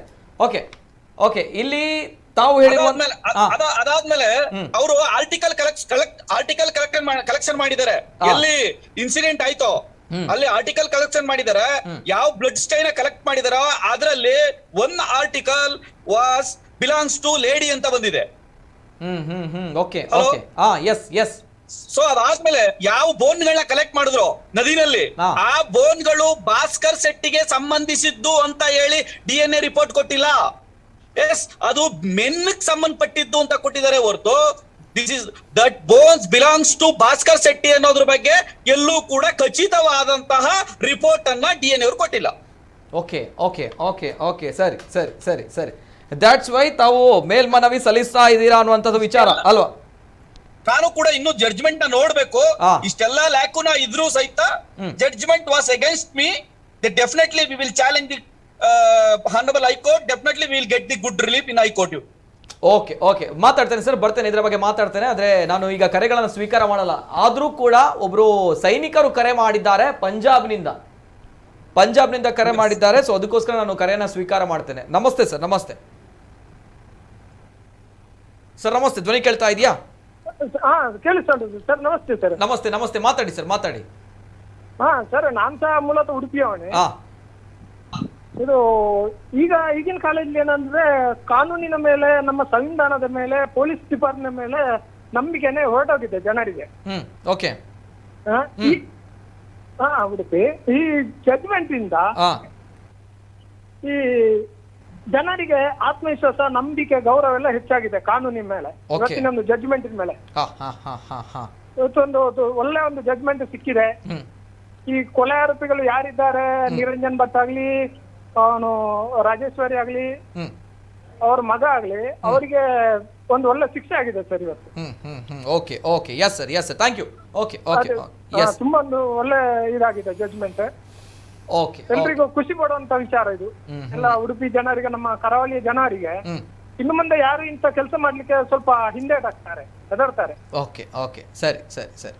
ಅಷ್ಟೇ ನಾನು ಬಯಸ್ತೀನಿ. ನಾನು ಇಂಡಿಯನ್ ಆರ್ಮಿಯಲ್ಲಿ ಇದ್ದೀನಿ, 11 ವರ್ಷ ಸರಿ ಸಾಯ್ತು, ಸೈನಿಕನಾಗಿ ಈಗ ಇದ್ದೀನಿ ಪಂಜಾಬ್ ಅಲ್ಲಿ. ಹೌದು ಸರ್, ಎಸ್, ತಾವು ಸೈನಿಕರು, ಹಾಗಾಗಿ ನಮ್ಗೆ ತುಂಬಾ ಖುಷಿ ಆಯ್ತು ಸರ್. ಓಕೆ, ತಾವು ಸೈನಿಕರು, ಹಾಗಾಗಿ ತಮ್ಮ ಕರೆ ಮಾಡಿದಾಗ ನಾವುಗಳು ಈ ಕರೆನ ಸ್ವೀಕಾರ ಮಾಡಿದ್ವಿ ಪ್ರಥಮ ಆದ್ಯತೆಯಿಂದ. ಧನ್ಯವಾದಗಳು ಸರ್, ಧನ್ಯವಾದಗಳು. Yes yes yes okay. ಅಮ್ಮ ಗುಲಾಬಿ ಶೆಟ್ಟಿ ಅಮ್ಮ ಎರಡೊಂಜಿ ನಿತ್ತಂಜಿ ಪಾತ್ರ ನಂಚಿನ ವಿಚಾರ ಪನ್ನಾಗ ಎಸ್ ಇನಿ ತೀರ್ಪು ಆತನ ಗೊತ್ತುನತ್ತೆ ಅಮ್ಮ. ಇರು ಏರೆಗ್ ಶಿಕ್ಷೆ ಆವೋಡು ಪಂಡದು ಎಂದಿತ್ತರ ಅಕ್ಲಿಗೆ ಶಿಕ್ಷೆ ಆತಂಡು ಅಮ್ಮ ಕೇನುಡಮ್ಮ ಕೇನುಂಡು ಅಮ್ಮ ಏರೆಗ್ ಖುಷಿ ಅಂದ್ರೆ ಹಾ ಎಂಕಲ್ಲ ವಕೀಲ ಅವರಿಗೆ ಎಲ್ಲ ಭಾಗವಹಿಸುತ್ತೆ. ಅಮ್ಮ ಈತ ಈ ಟೈಮ್ ಉಡು ಯಾನಿಡ ಕೇನುಡು ನಮ್ಮ ಶಾಂತರಾಮ್ ಶೆಟ್ರೆ ಈ ಒಂಜಿ ಕೇಸನ್ನ ಹ್ಯಾಂಡಲ್ ಮನ್ಪೊಡು ಪಂದು ಈರ್ ಮಸ್ತ್ ಫೋರ್ಸ್ ಮಾಲ್ತಾರ ಪಂಡದು ಅರೆ ಈ ಒಂಜಿ ಕೇಸನ್ನ ಹ್ಯಾಂಡಲ್ ಮನ್ಪೊಡು ಪಂಡದು ಅತ್ತೆ ಅಮ್ಮ ದಾನ ಅಂಚ ಹೌದು ಅಂದಮ್ಮ ದಾನೆ ಅಮ್ಮ ಅಂಚ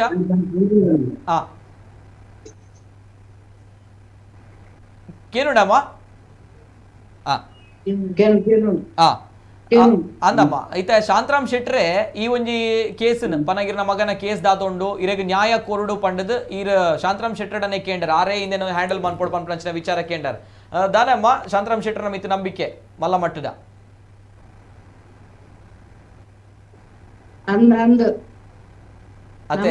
ಇತ್ತಿನಟ್ಟೆ ಪಣ್ಣೆ ಅತೆ ಸುರುಟ್ಗೆ ನಂಬಿಕೆ ಕೊಡ್ತೀರಿ ಯಾರಿಗೆ ನಾನೆಲ್ಲ ಕೊಡ್ತೀನಿ ಯಾರಿಗೆ. ಓಕೆ, ಆರ್ ನ್ಯಾಯ ಕೊರ್ಪೇರು ಪನ್ಪುನಂಚಿನ ವಿಚಾರ ಅತ್ತೆ ಅಮ್ಮ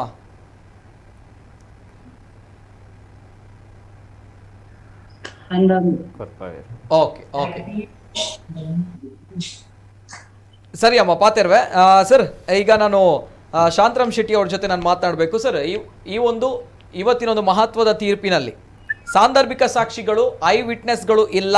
ಜೊತೆಗೆ ಈ ಸಾಂದರ್ಭಿಕ ಸಾಕ್ಷಿ ಅಂತ ಬಂದಾಗ ಇಲ್ಲಿ ಪ್ರಮುಖವಾಗಿರುವಂಥದ್ದು ಈ ತಾವು ಹೇಳಿದಾಗೆ ಬೋನ್ಗಳು, ಭಾಸ್ಕರ ಶೆಟ್ಟಿ ಅವರ ಬೋನ್ಗಳು ಏನಿದೆ ತಾಯಿ ಮತ್ತು ತಮ್ಮನಿಗೆ ಹೋಲಿಕೆ ಆಗಿದೆ.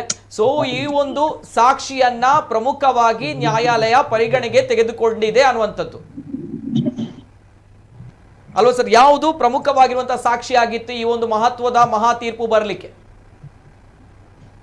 ಜಡ್ಜ್ಮೆಂಟ್ ನಂಗೆ ಗೊತ್ತಿದ್ದಾಗೆ 300 ಪೇಜ್ಗಳದ್ದು. ಅದರಿಂದಾಗಿ ನನಗೆ ಈಗಷ್ಟೇ ನಾನು ಆನ್ಲೈನ್ ಅಲ್ಲಿ ನೋಡಿದೆ. ಅದು ಪೂರ್ತಿ ಏನ್ ಬರ್ದಿದೆ ಅಂತ ನಂಗೆ ಓದ್ಲಿಕ್ಕೆ ಆಗಿಲ್ಲ ಇಷ್ಟವರೆಗೆ. ನೋಡ್ತೇನೆ. ಒಂದು ಯಾವುದೇ ಅಫೆನ್ಸ್ ಅನ್ನು ಪ್ರೂವ್ ಮಾಡ್ಬೇಕಾದ್ರೆ ಡೈರೆಕ್ಟ್ ಎವಿಡೆನ್ಸ್ ಅಗತ್ಯ ಇಲ್ಲ. ಸರ್ಕಮ್ಸ್ಟೆನ್ಷಿಯಲ್ ಎವಿಡೆನ್ಸ್ ಸಪೋರ್ಟ್ ಅದು ಚೆನ್ನಾಗಿದ್ರೆ ಅಲ್ಲಿ ಪ್ರತಿ ಒಂದು ಲಿಂಕ್ ಒಂದಕ್ಕೊಂದು ಲಿಂಕ್ ಇದ್ರೆ ಚೆನ್ನಾಗಿ ಅದನ್ನು ಪ್ರೂವ್ ಆಗುವ ಹಾಗೆ ನಾವು ಮಾಡಬಹುದು. ಯಾಕಂದ್ರೆ ಈ ಕೇಸ್ ನಲ್ಲಿ ಪ್ರತಿಯೊಂದು ಲಿಂಕ್ ಕೂಡ ಒಂದಕ್ಕೊಂದು ಕಟ್ಟೆ ಆಗಿದೆ. ಯಾಕಂದ್ರೆ ಯಾವ ಲಿಂಕ್ಗಳು ಕೂಡ ಬ್ರೇಕ್ ಆಗಿಲ್ಲ. ಇದರಲ್ಲಿ ಭಾಸ್ಕರ ಶೆಟ್ಟಿ ಅವರು 27/7/2016 ಮಧ್ಯಾಹ್ನ ಒಂದು 2:30 ಗಂಟೆಗೆ ಮನೆಗೆ ಹೋಗ್ತಾರೆ. ಮನೆಗೆ ಅವರದ್ದು ಮನೆ 5 ಕಿಲೋಮೀಟರ್ ದೂರದ ಇಂದ್ರಾಳಿಯಲ್ಲಿ. ಅಲ್ಲಿ ಹೋಗ್ತಾರೆ. ನಂತರ ಅವ್ರಿಗೆ ಯಾರಿಗೂ ಕಾಣ್ಲಿಕ್ಕೆ ಸಿಗುತ್ತೆ. ಆದ್ರೆ ಈ ಆರೋಪಿ ನಂಬರ್ 1 ಅವರದ್ದು ಡಿಫೆನ್ಸ್ ಏನಂದ್ರೆ, ನಾನು ಆ ದಿವಸ ಬೆಳಿಗ್ಗೆಯಿಂದ ಮಧ್ಯಾಹ್ನದವರೆಗೆ ಮನೆಯಲ್ಲಿ ಇರ್ಲಿಲ್ಲ. ನಾನು ಪಡುಬಿದ್ರಿಗೆ ಹೋಗಿದ್ದೆ. ಮಧ್ಯಾಹ್ನ ನಾನು 4 ಗಂಟೆಗೆ ಬಂದಾಗ ಹೊರಗೆ ಈ ಭಾಸ್ಕರ್ ಶೆಟ್ಟಿ ಅವರದ್ದು ಮೆಟ್ಟು ನೋಡಿದೆ. ಮತ್ತೆ ಅವರ ಕೀಯಲ್ಲಿ ಬಿಟ್ಟು ಎಲ್ಲಿ ಹೋಗಿದ್ದಾರೆ ಅಂತ ಗೊತ್ತಿಲ್ಲ. ಮತ್ತೆ ಅವರದ್ದು ಕೇಸ್. ಅವರು ಮತ್ತೆ ಎಲ್ಲಿ ಎಕ್ಸ್ಪ್ಲನೇಷನ್ ಕೊಡುದಿಲ್ಲ. ಅವ್ರು ಎಲ್ಲಿ ಹೋಗಿದ್ದಾರೆ, ಅವರು ಎಲ್ಲಿಯಾದ್ರೂ ಹೋದ್ರೆ ಇವ್ರು ಕಂಪ್ಲೇಂಟ್ ಕೊಡ್ಬೇಕಲ್ಲ, ಅದನ್ನು ಕೊಡುದಿಲ್ಲ. ನಂತರ ಏನಾಗ್ತದಂದ್ರೆ ಆ ದಿವಸ ರಾತ್ರಿ ಮನೆಗೆ ಬರೋರಿದ್ರು ಯಾರು ಗುಲಾಬಿ ಶೆಟ್ಟಿ ಮನೆಗೆ. ಅವರು ಬರೆದಿದ್ದ ಕಾರಣಕ್ಕಾಗಿ ಇವ್ರು ಫೋನ್ ಮಾಡ್ತಾರೆ, ಸಿಗುದಿಲ್ಲ. ಮರು ದಿವಸ ಫೋನ್ ಮಾಡಿದಾಗಲೂ ಸಿಗುದಿಲ್ಲ. ನಂತರ ಅವ್ರು ಏನ್ ಮಾಡ್ತಾರೆ, ಮಿಸ್ಸಿಂಗ್ ಪಿಕ್ಚರ್ ಅದೇ ಒಂದು ಮಿಸ್ಸಿಂಗ್ ಪಿಕ್ಚರ್ ಮಣಿಪಾಲ್ ಸ್ಟೇಷನ್ ನಲ್ಲಿ. ಆಗ ಈ ಪೊಲೀಸರು ಇನ್ವೆಸ್ಟಿಗೇಷನ್ ಮಾಡ್ತಾರೆ. ಇನ್ವೆಸ್ಟಿಗೇಷನ್ ಮಾಡುವಾಗ ಅವಳಿಗೆ ಹಲವು ಕ್ಲೂ, ಆದ್ರೆ ಸಾಕಷ್ಟು ಕ್ಲೂ ಸಿಗುದಿಲ್ಲ. ಅದರಿಂದ ಕೇಸ್ ರಿಜಿಸ್ಟರ್ ಮಾಡುದಿಲ್ಲ. ಸಾಧಾರಣ 7th of August 2016 ಈ ಆರೋಪಿ ರಾಜೇಶ್ವರಿ ಮತ್ತೆ ಅವರ ಮಗ ಸ್ಟೇಷನ್ ಕರೆದಾಗ ಈ ರಾಜೇಶ್ವರಿ ಅವ್ರು ಒಪ್ತಾರೆ, ಇಂತೆಂತ ನಾವು ಮನೆಯಲ್ಲಿ ಕೊಂದಿದ್ದೇವೆ, ಕೊಂದು ನಂತರ ನಂದಳಿಕೆಗೆ ಅವರ ಹೆಣವನ್ನು ಗಾಡಿಯಲ್ಲಿ ತಗೊಂಡೋಗಿ ನಾವು ಸುಟ್ಟಿದ್ದೇವೆ, ಮನೆಯಲ್ಲಿ ಯಾಗಶಾಲೆಯಲ್ಲಿ ಸುಟ್ಟಿದ್ದೇವೆ ಅಂತ ನಾವು ಮತ್ತೆ ಅದನ್ನು ನಾಶ ಮಾಡಿದ್ದೇವೆ, ಎವಿಡೆನ್ಸ್ ನಾಶ ಮಾಡಿದ್ದೇವೆ, ಹಾಗೆ ಎಲ್ಲ ಕನ್ಫ್ಯೂಸ್ ಮಾಡ್ತಾರೆ. ಕೂಡಲೇ ಈ ಎಸ್ ವಿ ಗಿರೀಶ್ ಅವರು ಕೇಸ್ ರಿಜಿಸ್ಟರ್ ಮಾಡ್ತಾರೆ. ನಂತರ ಅವರು ತನಿಖೆಯನ್ನು ಸ್ಟಾರ್ಟ್ ಮಾಡ್ತಾರೆ. ನಂತರ ಅವರ ಮನೆಯಲ್ಲಿ ಹೋಗಿ ಎಲ್ಲ ಕಲೆಕ್ಟ್ ಮಾಡ್ತಾರೆ with the support of FSL officers. ಅಲ್ಲಿ ನನಗೆ ಕೆಲವು ಬ್ಲಡ್ ಸ್ಟೇನ್ಸ್. ನಂತರ ಯಾಗಶಾಲೆಗೆ ಈ ಆರೋಪಿಗಳು 1-2 ಆರೋಪಿಗಳು ಕರ್ಕೊಂಡು ಹೋಗ್ತಾರೆ. ಯಾಗಶಾಲೆಯಲ್ಲಿ ಕೂಡ with the support of FSL ಅವರು ಸರ್ಚ್ ಮಾಡ್ತಾರೆ. ಅಲ್ಲಿ ಕೂಡ ಬೇಕಾದಷ್ಟು ವಸ್ತುಗಳು ಸೀಸ್ ಮಾಡ್ತಾರೆ. ನಂತರ ಎಸ್ ವಿ ಗಿರೀಶ್ ನಂತರ IPS ಆಫೀಸರ್ ಸುಮನ್ನರ್ ಅವರು ಇನ್ವೆಸ್ಟಿಗೇಷನ್ ಕೈಗೆ ತಗೊಳ್ತಾರೆ. ಅವರು ಇವರ ಕನ್ಫೆಷನ್ ಏನ್ ಕೊಟ್ಟಿದ್ದಾರೆ ಅಂದ್ರೆ, ನಾವು ಸುಟ್ಟ ನಂತರ ಈ ಸುಟ್ಟ ವಸ್ತುಗಳನ್ನು ಅಂದ್ರೆ ಭಸ್ಮವಾದ ವಸ್ತುಗಳನ್ನೆಲ್ಲ ಕಲ್ಕಾರ್ ನದಿಗೆ ಬಿಸಾಡಿದ್ದೇವೆ ಅಂತ ಹೇಳ್ತಾರೆ. ಆದ್ರಿಂದಾಗಿ ಆ ಕನ್ಫೆಷನ್ ಆಧಾರದ ಮೇಲೆ ಈ ಆರೋಪಿ 1, 3, 4, 5 ಇವರೊಟ್ಟಿಗೆ ಅಲ್ಲಿ ಕಲ್ಕಾರ್ ನದಿಗೆ ಹೋದಾಗ ಅಲ್ಲಿ ಈ ಹತ್ತಿರದ ಈಜುಗಾರರ ಸಹಾಯದಿಂದ ಅಲ್ಲಿ ಇದು ಸಿಗ್ತದೆ, ಎಲುಬುಗಳು, ಒಂದು ಗೋಣಿ, ಕೆಲವು ಗೋಣಿಗಳು ಸಿಗ್ತದೆ, ಅದರಲ್ಲಿ ಒಂದು ಗೋಣಿಯಲ್ಲಿ ಎಲುಬುಗಳು ಸಿಗ್ತದೆ. ಆ ಎಲುಬುಗಳು ನಂತರ ಈ CID ಇನ್ವೆಸ್ಟಿಗೇಷನ್ ಆಫೀಸರ್ ಆಗಿರುವ ಇವರು ಚಂದ್ರಶೇಖರ್ ಅವರು ಅದನ್ನು FSL ಕಳಿಸ್ತಾರೆ. ಹಾಗೆಯೇ ಅವರ ತಂಗಿ ಮತ್ತೆ ಅವರ ತಮ್ಮ ಸುರೇಶ್ ಮತ್ತೆ ಗುಲಾಬಿ ಶೆಟ್ರು ಇವರ ಬ್ಲಡ್ ಅನ್ನು ಕೂಡ FSL ಕಳಿಸ್ತಾರೆ. DNA ರಿಪೋರ್ಟ್ ಬರ್ತದೆ. ಆದ್ರಿಂದ ಅದು ಮ್ಯಾಚ್ ಆಗ್ತದೆ. ಸೊ ಸಾಕಷ್ಟು ಎವಿಡೆನ್ಸ್ಗಳು ಇದರಲ್ಲಿ ಇದ್ದಿದ್ರಿಂದಾಗಲೇ ಕೋರ್ಟ್ಗೆ ಮನವರಿಕೆ ಆಗಿದೆ ಇದು ಫುಲ್ ಪ್ರೂಫ್ ಕೇಸ್ ಅಂತ. ಅದರಿಂದಾಗಿ ಕೋರ್ಟ್ ಕನ್ವಿಕ್ಷನ್ ಮಾಡಿದೆ. ಆಗ ಪ್ರದೀಪ್ ರವರು ಏನು ಹೇಳಿದ್ರು, ಕೆಲವೆಲ್ಲ DNA ನೆಗೆಟಿವ್ ಬಂದಿದೆ, ಇದು ಸರಿಯಲ್ಲ. ನೆಗೆಟಿವ್ ಅದು DNA ರಿಪೋರ್ಟ್ ನೀವು ಕೂಡ ನೋಡ್ಬೋದು, ಅದು ಪಾಸಿಟಿವ್ ಆಗಿ ಬಂದಿದೆ. ಹಾಗೆ DNA ರಿಪೋರ್ಟ್ ನಲ್ಲಿ ಒಂದು ಹೆಂಗಸಿನ ಒಂದು ಎಲುಬು ಸಿಕ್ಕಿದೆ ಅಂತ ಹೇಳ್ತಾರೆ. ಹೌದು, ಅದು ಸತ್ಯ. ಯಾಕಂದ್ರೆ ಅಲ್ಲಿ ರಿವರ್ ನಲ್ಲಿ ಆ ಎಲುಬುಗಳನ್ನೆಲ್ಲ ಒಟ್ಟು ಮಾಡುವಾಗ, ಅಲ್ಲಿ ಸಿಕ್ಕಿದ ಎಲುಬುಗಳು ಒಟ್ಟು ಮಾಡುವಾಗ ಈ ಒಂದು ಎಲುಬು ಕೂಡ ಅವರಿಗೆ ಸಿಕ್ಕಿದೆ. ಆದ್ರೆ ಆ ಎಲುಬು ಏನಂದ್ರೆ, ಅಲ್ಲಿ ಒಬ್ಬ ಸಾಕ್ಷಿ ಹೇಳ್ದಾನೆ ಕೋರ್ಟಿಗೆ, ಅಲ್ಲಿ ಕಲ್ಕಾರ್ ನದಿಯ ಹತ್ರ ಈ ಕೆಲವು ಜಾತಿಯವರು ತಮ್ಮ ನಂತರ ಈ ಎಲುಬುಗಳನ್ನು ಅಲ್ಲಿ ಹಾಕ್ತಾರೆ. ಸೊ ಒಂದು ಹೆಂಗಸಿನ ಎಲುಬು ಕೂಡ ಅದರೊಟ್ಟಿಗೆ ಸಿಕ್ಕಿಕೊಂಡಿರ್ಬೋದು. ಹಾಗೆ there was ample evidence to convict the accused.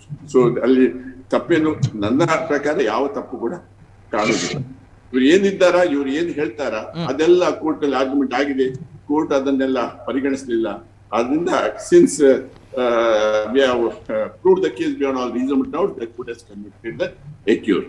And moreover, ನಾವು ಕೂಡ ಪ್ರಾಸಿಕ್ಯೂಷನ್ ನ ಪರವಾಗಿ ಆರ್ಗ್ಯುಮೆಂಟ್ ಮಾಡುವಾಗ ಯಾರ ಪರವಾಗಿ ಸಾಕಷ್ಟು ಎವಿಡೆನ್ಸ್ ಇಲ್ವೋ ಅವರನ್ನು ನಾವು ಕನ್ವಿಕ್ಷನ್ ಮಾಡ್ಬೇಕಂತ ಹೇಳುದಿಲ್ಲ. ಇನ್ನೊಂದು ರಾಘವೇಂದ್ರ ನಂಬರ್ 5 ನ ಮೇಲೆ ಸಾಕಷ್ಟು ಎವಿಡೆನ್ಸ್ ಇರ್ಲಿಲ್ಲ, ಅವನಲ್ಲಿ ಮೆನ್ಸ್ರಿಯ ಇರ್ಲಿಲ್ಲ, ಅವನ ಇಂಟೆನ್ಷನ್ ಇರ್ಲಿಲ್ಲ.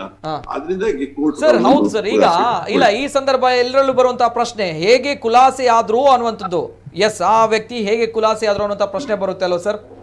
ಕಾರು ಚಾಲಕ ಹೌದು, ಕಾರು ಚಾಲಕನ ರೋಲ್ ಅವರಿಗೆ ಒಂದು ಅವರನ್ನು ಯಾಕೆ ಪ್ರೊಜೆಕ್ಟ್ ಮಾಡಿದ್ದಾರೆ, ಈ ನಿರಂಜನ್ ಭಟ್ ರಾತ್ರಿ ಸಾಧಾರಣ 4 ಗಂಟೆಗೆ ಈ ಸುಟ್ಟಾಗ, ಹೆಣವನ್ನು ಸುಟ್ಟ ನಂತರ ಈ ರಾಘವೇಂದ್ರನ್ನು ಕರ್ಕೊಂಡು ಬರ್ತಾರೆ. ಬಂದು ಅವರಿಬ್ರು ತಕೊಂಡೋಗಿ ಆ ಭಸ್ಮವನ್ನು ಕಲ್ಕಾರ್ ಹೊಳೆಗೆ ಬಿಸಾಡ್ತಾರೆ.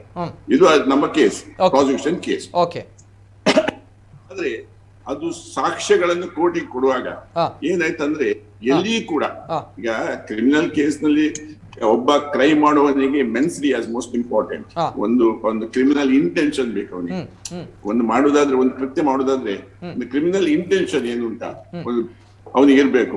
ಅವನಿಗೆ ಅವ ಬಿಸಾಡುವಾಗ ಅದರ ಅರಿವಿತ್ತೋ ಇಲ್ವೋ ಅದು ಅಲ್ಲಿ ಸೈಲೆಂಟ್ ಆಗ್ತದೆ. ಯಾಕಂದ್ರೆ ಅದು ಭಾಸ್ಕರ್ ಶೆಟ್ಟಿಯ ಅಥವಾ ಬೇರೆ ಯಾರದ್ದೇ ಹೆಣದ ಭಸ್ಮವೋ ಅಥವಾ ಎಲುಬು ಅಂತ ಅವನಿಗೆ ಅರಿವಿದ್ದ ಬಗ್ಗೆ ಅಲ್ಲಿ ಸಾಕ್ಷಿಗಳು ತಿಳಿದಿದೆ. ಆದ್ರಿಂದ ಒಂದು ವೇಳೆ ಅವನು ಬಿಸಾಡಿದ್ರು ಕೂಡ, ನಿರಂಜನ್ ಭಟ್ನೊಟ್ಟಿಗೆ ಅಲ್ಲಿಗೆ ಹೋಗಿದ್ರು ಕೂಡ ಅದು ತಪ್ಪಾಗುದಿಲ್ಲ. ಯಾಕಂದ್ರೆ ಅಲ್ಲಿ ಅವನ ಉದ್ದೇಶ ಒಂದು ಸಾಕ್ಷ್ಯವನ್ನು ನಾಶ ಮಾಡುವ ಉದ್ದೇಶ ಇಲ್ಲ ಎಂಬುದನ್ನು ಪರಿಗಣಿಸಿ ಕೋರ್ಟ್ ಅವನನ್ನು ಓಕೆ ಹಾಗೆ ಅವರು ನಿರಪರಾಧಿಗಳಾದ್ರು, ಅವರು ಖುಲಾಸೆ ಆಯ್ತು ಅನ್ನುವಂಥದ್ದಲ್ವಾ ಕಾರು ಚಾಲಕರು? Okay okay. ಈಗ ನೇರವಾಗಿ ಇನ್ನೊಂದು ಕಡೆ ಸರ್, ವೆರಿ ಇಂಟ್ರೆಸ್ಟಿಂಗ್, ತಾವು ಪ್ರದೀಪ್ ಕುಮಾರ್ ಅವರು ಹೇಳ್ತಾ ಇದ್ರೆ ಇದು ಸಾಧ್ಯವೇ ಇಲ್ಲ ಅನ್ನುವಂತಹ ವಿಚಾರವನ್ನು ಹೇಳ್ತಾ ಇದ್ದಾರೆ. ತಾವುಗಳು ಹೇಳ್ತಾ ಇದ್ರೆ ರಾಜೇಶ್ವರಿ ಅವರು ಈ ಹಿಂದೆಯೂ ಕೂಡ ಒಪ್ಪಿದ್ದಾರೆ, 2016ರಲ್ಲೇ ಒಪ್ಪಿದ್ದಾರೆ, ನಾವುಗಳು ಕೊಲೆ ಮಾಡಿದ್ವಿ, ತದನಂತರ ಹೋಮಕುಂಡದಲ್ಲಿ ಹಾಕಿ ಸುಟ್ಟಾಕಿದ್ವಿ, ತದನಂತರ ಹೊಳೆಯಲ್ಲಿ ಬಿಸಾಕಿದ್ವಿ, ಎಲ್ಲ ವಿಚಾರವನ್ನ ಅವರು ಒಪ್ಪಿದ್ದಾರೆ ಅನ್ನುವಂತಹ ವಿಚಾರವನ್ನ ತಾವು ಹೇಳ್ತಾ ಇದ್ದೀರಾ ಶಾಂತರಾಮ್ ಶೆಟ್ಟಿ ಅವರು. ಬಹುಶಃ ಸರ್ ಇದು ಯಾವಾಗ? ಹಲೋ, ಎಸ್ ಸರ್ ಕೇಳ್ತಾ ಇದೆಯಾ ಸರ್ ಶಾಂತರಾಮ್ ಶೆಟ್ಟಿ ಅವರೇ?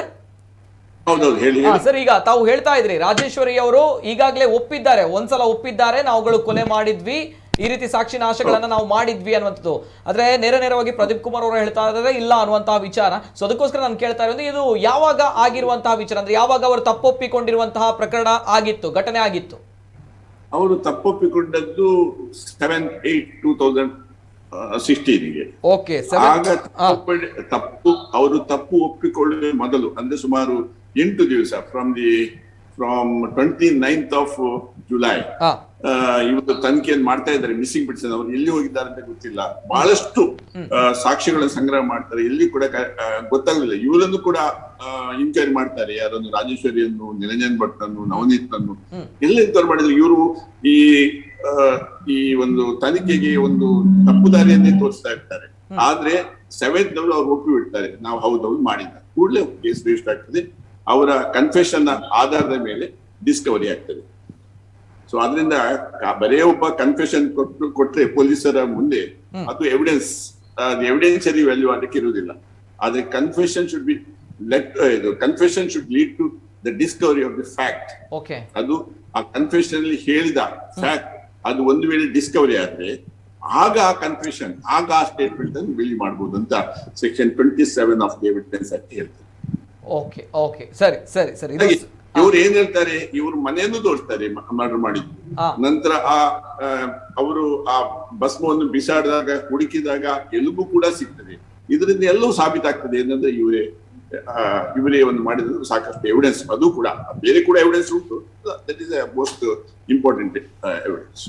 ಯಾಕಂದ್ರೆ ಸುಪ್ರೀಂ ಕೋರ್ಟ್ ಈಗಾಗಲೇ ಹೇಳಿದೆ, corpus delicti is not important. It is not important for conviction. If there are sufficient other evidence to show that the accused have committed the offense, even if the corpus delicti is not available, ಅಥವಾ ಈ ಹೆಣ ಸಿಗದೇ ಇದ್ರೆ ಆಗಲೂ ಕೂಡ court ಅವರನ್ನು conviction ಮಾಡಬಹುದು ಅಂತ. ಈಗ ಲೆಟ್ ಅಸ್ ಫಾರ್ಗೆಟ್ ಅಬೌಟ್ ನಮ್ಮ DNA ರಿಪೋರ್ಟ್. DNA ರಿಪೋರ್ಟ್ ಇಲ್ಲದಿದ್ರೂ ಕೂಡ ಆ ಮನುಷ್ಯನನ್ನು ಕೊಲೆ ಮಾಡಿದ್ದಾನೆ ಎಂಬ ಬಗ್ಗೆ ಸಾಕಷ್ಟು ಪುರಾವೆಗಳು ಈ ಕೇಸ್ನಲ್ಲಿ ಸಿಕ್ಕಿವೆ.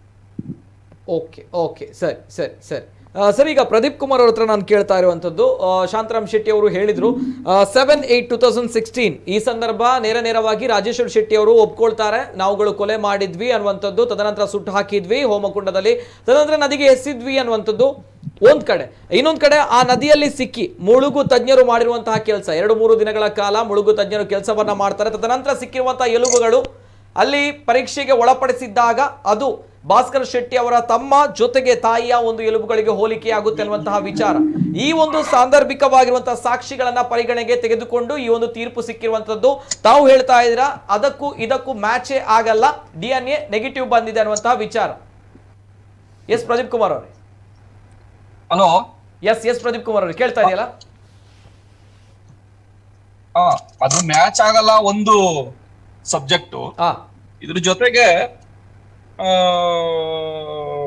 ಪ್ರಾಸಿಕ್ಯೂಟರ್ ಏನ್ ಹೇಳ್ತಾ ಇದ್ರು, Section 25 ಮತ್ತೆ ಡಿಸ್ಕವರಿ ಆಫ್ ಫ್ಯಾಕ್ಟ್, ಸೊ ಮತ್ತೆ ಕನ್ಫೆಷನ್ ಸ್ಟೇಟ್ಮೆಂಟ್ ಆನ್ 7/8/2016 ಅಲ್ಲಿ. ಹಲೋ, ಹೇಳಿ ಸರ್, ಕೇಳ್ತಾ ಇದೆ. 7/8/2016 ಕಸ್ಟಡಿಗೆ ತಗೊಂಡು ಅಕ್ಯೂಸ್ ನಂಬರ್ 1 and 2 ಹತ್ರ ಅವರು ಸ್ಟೇಟ್ಮೆಂಟ್ ಮಾಡ್ಕೋತಾರೆ. ಆ ಸ್ಟೇಟ್ಮೆಂಟ್ ಆಧಾರದ ಮೇಲೆ PW2 one of Girish is the inspector of the Manipal police station. He is filed a complaint and registered the FIR. So on the basis of the FIR, they have filed the charge sheet. This is the confession made before the police station. This is not a confession made before the judicial confession. ನೀವು ಈ police custody ಆಗೋ confession statement ಗಳನ್ನ ಯಾವುದೇ ಕಾರಣಕ್ಕೂ believe ಮಾಡಬೇಡಿ ಅಂತೇಳಿ so many judgements ಇದೆ supreme court. Correct. So many judgements ಬಂದಿದೆ. ಇಲ್ಲಿ ಡಿಸ್ಕವರಿ ಆಫ್ ಫ್ಯಾಕ್ಟ್ ಬಗ್ಗೆ ಮಾತಾಡೋದು. ಸರಿ. Discovery of fact is also created by on the basis of the statement made by the accused number 1. Confession statement made ಆಧಾರದ ಮೇಲೆ ಈ false story created by the police people. Okay. ಆಮೇಲೆ ನೀವು ಎಲ್ಲಾದ್ರೂ chain circumstantial evidence ನೀವು ಎಲ್ಲೂ ಕೂಡ prove ಮಾಡಿಲ್ಲ. ಆ ಎಲ್ಲಾ ಕಡೆನೂ ಬ್ರೇಕ್ ಆಗಿದೆ. ಪ್ರತಿಯೊಂದ್ ಕಡೆ ನೀವು ಮೆಡಿಕಲ್ ಶಾಪ್ ಹೋಗ್ತಾರೆ, ಒಳಗಡೆ ಹೋಗ್ತಾರೆ, ಹೊರಗಡೆ ಬಂದಿರೋದಕ್ಕೆ ಡಾಕ್ಯುಮೆಂಟ್ಸ್ ಇಲ್ಲ. ಭಾಸ್ಕರ್ ಶೆಟ್ಟಿ ಮಣಿಪಾಲ್ ಕಡೆ ಹೋಗ್ತಾರೆ, ಮನೆ ಒಳಗಡೆ ಬಂದಿರೋ ಡಾಕ್ಯುಮೆಂಟ್ಸ್ ಇಲ್ಲ. ಸೊ ನೀವು ಇದ್ರದ್ದು ಕಾರು ಅವರು ಇದ್ ಮಾಡ್ತಾರೆ, ಮ್ಯಾಟ್ ಅಲ್ಲಿ ಎಲ್ಲೂ ಕೂಡ ಅವ್ರು ಇಡೀ ಇದು ತಗೊಂಡೋಗಿ ಚೆಕ್ ಮಾಡ್ತಾರೆ. ಮ್ಯಾಟ್ ಎಲ್ಲ ತಗೊಂಡೋಗ್ಬಿಟ್ಟು ಕಾರೊಂದು ಸರ್ವಿಸ್ ಮಾಡಿಸಿದ್ದಾರೆ ಅನ್ಬಿಟ್ಟು ನೆಕ್ಸ್ಟ್ ಡೇ ಸರ್ವಿಸ್ ಮಾಡಿದಾರೆ ಅನ್ಬಿಟ್ಟು ಅದೊಂದು ಕಲೆಕ್ಟ್ ಮಾಡಿದ್ದಾರೆ. ಅದು ಎಲ್ಲೂ ಕಾರು ಓಪನ್ ಮಾಡಾಗ್ಲಿ, ಕಾರ್ ಇದ್ರಲ್ಲಿ ಯಾವ್ದೋ ಆರ್ಟಿಕಲ್ಸ್ ಆಗ್ಲಿ ಯಾವ್ದು ಸಿಗಲ್ಲ. ಇವನ್ ಕ್ಲೀನ್ ಮಾಡಿದ್ರು ಸಿಗುತ್ತೆ ನಿಮ್ಗೆ. ನೋಡಿ, ಇವರು ಇದನ್ನ ಆರ್ಟಿಕಲ್ ಕಲೆಕ್ಷನ್ ಮಾಡೋದು ಯಾವ್ದ್ರಲ್ಲಿ, ಇದ್ರಲ್ಲಿ ಮನೆಯಲ್ಲಿ 8th 9th after 10 days lapse of 10 days ನಿಮ್ಗೆ ಅದೇ ಆರ್ಟಿಕಲ್ಸ್ ಕಾರ್ ಎಲ್ಲೂ ಸಿಗಲ್ಲ. ಓಕೆ. ಹಲೋ, ಎಸ್ ಕೇಳ್ತಾ ಇದೆ. ಸೊ ಆಯ್ತು, ಅದಾದ್ಮೇಲೆ ನೀವು ಬರ್ನ್ ಮಾಡೋರೆ ಅಂತ ಹೇಳ್ತಾರಲ್ಲ ಅವರು, ಬರ್ನಿಂಗ್ ಪ್ಲೇಸ್ ಬಂದು ಅಕ್ಯೂಸ್ ನಂಬರ್ 3 ಮನೆಯಲ್ಲಿ. ಅದ್ರಲ್ಲಿ ನಾವು ಒಂದಷ್ಟು ನಾವೇ ಸ್ವತಃ ಹೋಗಿ ಅದನ್ನೆಲ್ಲ ನಾವು ಒಂದಷ್ಟು ಫೋಟೋ ಕ್ಲಿಪ್ಪಿಂಗ್ಸ್ ಎಲ್ಲ ತಗೊಂಡ್ ಬಂದು ನಾವು ನೋಡಿದಾಗ ನೀವು ನೋಡಿ ಅದ್ರ ಎಕ್ಸಿಸ್ಟಿಂಗ್ ಫ್ಯಾನ್ ಅದೇ ಅಂತಾರೆ, ಎಕ್ಸಿಸ್ಟಿಂಗ್ ಫ್ಯಾನ್ ಇಲ್ಲ. ಮೇಲ್ಗಡೆ ಎಲ್ಲ ಅವತ್ತಿಗೆ ನೀವು ನೋಡಿ ಬೆಳಿಗ್ಗೆ ಸಾಯಂಕಾಲ 7-7:30 8 ಗಂಟೆಗೆ ಸ್ಟಾರ್ಟ್ ಆದ್ರೆ ಬರ್ನಿಂಗು, ಬೆಳಗಿನ ಜಾವ 4 ಗಂಟೆವರೆಗೂ ಬರ್ನ್ ಮಾಡಿದಾರೆ ಅನ್ನೋದು ಪ್ರಾಸಿಕ್ಯೂಷನ್. ಸುಟ್ಟಿದ್ದಾರೆ ಬಾಡಿನ ಅಂತ. ಆ 4 ಗಂಟೆವರೆಗೂ ಸುಟ್ಟಬೇಕಾದ್ರೆ ಇಡೀ ಮನೆ ಆಶ್ ಆಗ್ಬೇಕು, ಇಡೀ ಮನೆ ಬ್ಲಾಕ್ ಆಗ್ಬೇಕು. ಆದ್ಮೇಲೆ ಆ ಹೋಮ ಕುಂಡಲಕ್ಕೆ ವೆರಿ ಅಟ್ಯಾಚ್ ಟು ಒಂದು ಶೋಕೇಸ್ ಇದೆ. ಶೋಕೇಸು ವೆರಿ ಬಸ್ಟ್ ಅರ್ಧ ಅಡಿನಲ್ಲಿ ಒಂದು ಶೋಕೇಸ್ ಇದೆ. ಅದು ಒಂದು 7 ರಿಂದ 8 ಅಡಿ ಶೋಕೇಸು. ಈ ಕಡೆ ಒಂದು 4 ಅಡಿ, ಈ ಕಡೆ 8 ಅಡಿ ಉದ್ದ. ಆ ಶೋಕೇಸು ಗ್ಲಾಸ್ ಇಂದ ಇದೆ, ಗ್ಲಾಸ್ ಹೊಡೆದೇ ಇಲ್ಲ, ಅದಕ್ಕೆ ಒಳ್ಳೆ ಆಶು ಆಗಿಲ್ಲ ಇವತ್ತವರೆಗೂ. ಈ ಕಂಡೀಷನ್ ಅಲ್ಲಿ ನಾವು ಈಗ 2020 ನಲ್ಲಿ ಒಂದು ಫೋಟೋ ಹೊಡ್ಕೊಂಡ್ ಬಂದಿದ್ದೀನಿ ನಾನು ಸ್ಪಾಟ್ ವಿಸಿಟ್ ಮಾಡಿ. ಸ್ಟಿಲ್ ಅದು ಕಸ್ಟಡಿ, ಪೊಲೀಸ್ ಕಸ್ಟಡಿಲೇ ಇದೆ. ನಾವು ಹೊರಗಡೆಯಿಂದ ವಿಂಡೋ ಇಂದ ಫೋಟೋ ಹೊಡೆದಿದೀವಿ. ಸೊ ಆದ್ರೆ ಎಲ್ಲೂ ಕೂಡ ನೀವು ಆ ಇಡೀ ಇದನ್ನ ನೋಡಿದ್ರೆ, ಮನೆ ನೋಡಿದ್ರೆ ಎಲ್ಲೂ ಕೂಡ ಆಶೆ ಆಗಿಲ್ಲ, ಎಲ್ಲೂ ಕೂಡ ಹೊಗೆ ಆಗಿಲ್ಲ, ಎಲ್ಲೂ ಕೂಡ ಗ್ಲಾಸ್ ಹೊಡೆದಿಲ್ಲ. ಸೊ ಅಲ್ಲಿ ಬರ್ನ್ ಆಗಿರೋದ್ರ ಬಗ್ಗೆ ಸಾಧ್ಯನೇ ಇಲ್ಲ ಅಲ್ಲಿ ಬರ್ನ್ ಮಾಡಿದಾರೆ ಅಂತ ಹೇಳ್ತಾ ಇರೋದು. ಅದಾದ್ಮೇಲೆ ನೀವು ಬರ್ನ್ ಮಾಡಿರೋ ಪ್ಲೇಸ್ ಅಲ್ಲಿ ಇನ್ನೊಂದು ಹೇಳ್ತಾರೆ. ಏನ್ ಹೇಳ್ತಾರೆ ಅಂದ್ರೆ, ಪಕ್ಕದ ಮನೆಯವರು ಒಬ್ರು ಲೀನಾ ಅಂತಿದ್ರು. ಅವ್ರ ಮನೆಯಲ್ಲಿ ಒಬ್ರು ಲೀನಾ ಅನ್ನೋರ್ನ ಒಬ್ರನ್ನ ವಿಟ್ನೆಸ್ ಮಾಡಿದ್ದಾರೆ. ಆ ಲೀನಾನವರು ಹೇಳ್ತಾರೆ, ನೈಟ್ 11:30-12 ಗಂಟೆ ಟೈಮಲ್ಲಿ ನನಗೆ ಸ್ಮೆಲ್ ಬರ್ತಾಯ್ತು, ನಾಯಿ ಬಿಡ್ಕೋತ ಬಂದ್ ನೋಡ್ದೆ, ಆಗ ಸ್ಮೆಲ್ ಬರ್ತಾಯ್ತು. ಅವಾಗ ನಮ್ಮ ತಂದೆ ಹೊರಗಡೆ ಮನಗಿದ್ರು. ನಮ್ ತಂದೆ ನಾನು ಕೇಳ್ದೆ, ಏನಪ್ಪಾ ಇದು ಸ್ಮೆಲ್ ಅಂತ. ನಾಯಿಗೆ ಗಾಯ ಲೇಟ್ ಆಗಿದೆ, ಅದಕ್ಕೆ ಸ್ಮೆಲ್ ಬರ್ತಾ ಇದೆ ಅಂತ. ಆದ್ರೆ ನೀವು ನೋಡಿ, ಇಡೀ ಪ್ರಾಸಿಕ್ಯೂಷನ್ ಅವರು ಮತ್ತೆ ಪೊಲೀಸ್ನವರು ಹೊರಗಡೆ ಮಲಗಿದ್ದ ವ್ಯಕ್ತಿಯನ್ನ ವಿಟ್ನೆಸ್ ಮಾಡಿಲ್ಲ, ಹೊರಗಡೆ ಮಲಗಿದ್ದ ವ್ಯಕ್ತಿಯ ಸ್ಟೇಟ್ಮೆಂಟ್ ಮಾಡಿಲ್ಲ. ಆದ್ರೆ ಮನೆ ಒಳಗಡೆ ಇದ್ದಂತ ಲೀನಾನ ತಗೊಬಂದು ಸ್ಟೇಟ್ಮೆಂಟ್ ಮಾಡ್ತಾರೆ, ಎವಿಡೆನ್ಸ್ ಮಾಡ್ತಾರೆ ಪ್ರಾಸಿಕ್ಯೂಷನ್ ಅವರು. ಅಲ್ಲಿ ಆ ವ್ಯಕ್ತಿ ಯಾವ ವ್ಯಕ್ತಿ ಹೇಳಿದ್ರು. ಮತ್ತೆ ಇನ್ನೊಂದಷ್ಟೇನಪ್ಪ ಅನ್ನೋದು, ಮನೆ ಹಿಂಭಾಗದ್ದು, ಅವರ ಮನೆ ಎಕ್ಸಾಕ್ಟ್ ಹಿಂಭಾಗ ಮನೆ. ಆಕ್ಚುಲಿ ಅವರ ಮನೆಗೆ ವಿರುದ್ಧವಾಗಿ ಗಾಳಿ ಈ ದಿಕ್ಕಿಂದ ಉತ್ತರ ದಿಕ್ಕಿಂದ ದಕ್ಷಿಣ ದಿಕ್ಕಿಗೆ ಹೋಗ್ಬೇಕದು ಗಾಳಿ, ಅವ್ರಿಗೆ ಸ್ಮೆಲ್ ಬರ್ತಾಯ್ತು ಅನ್ನೋ ಮಾತನ್ನ ಹೇಳ್ತಾರ ಅವ್ರು. ಸೊ ಅಲ್ಲಿ ಅವ್ರನ್ನ ಸ್ಟೇಟ್ಮೆಂಟ್ ಮಾಡಿದ್ರೆ, ಅವ್ರನ್ನ ವಿಟ್ನೆಸ್ ಮಾಡಿದ್ರೆ, ಅವ್ರನ್ನ ಬಿಟ್ಟಿದ್ದಾರೆ ಅಲ್ಲಿ ಆ ಸ್ಪಾಟ್ ಅಲ್ಲಿ.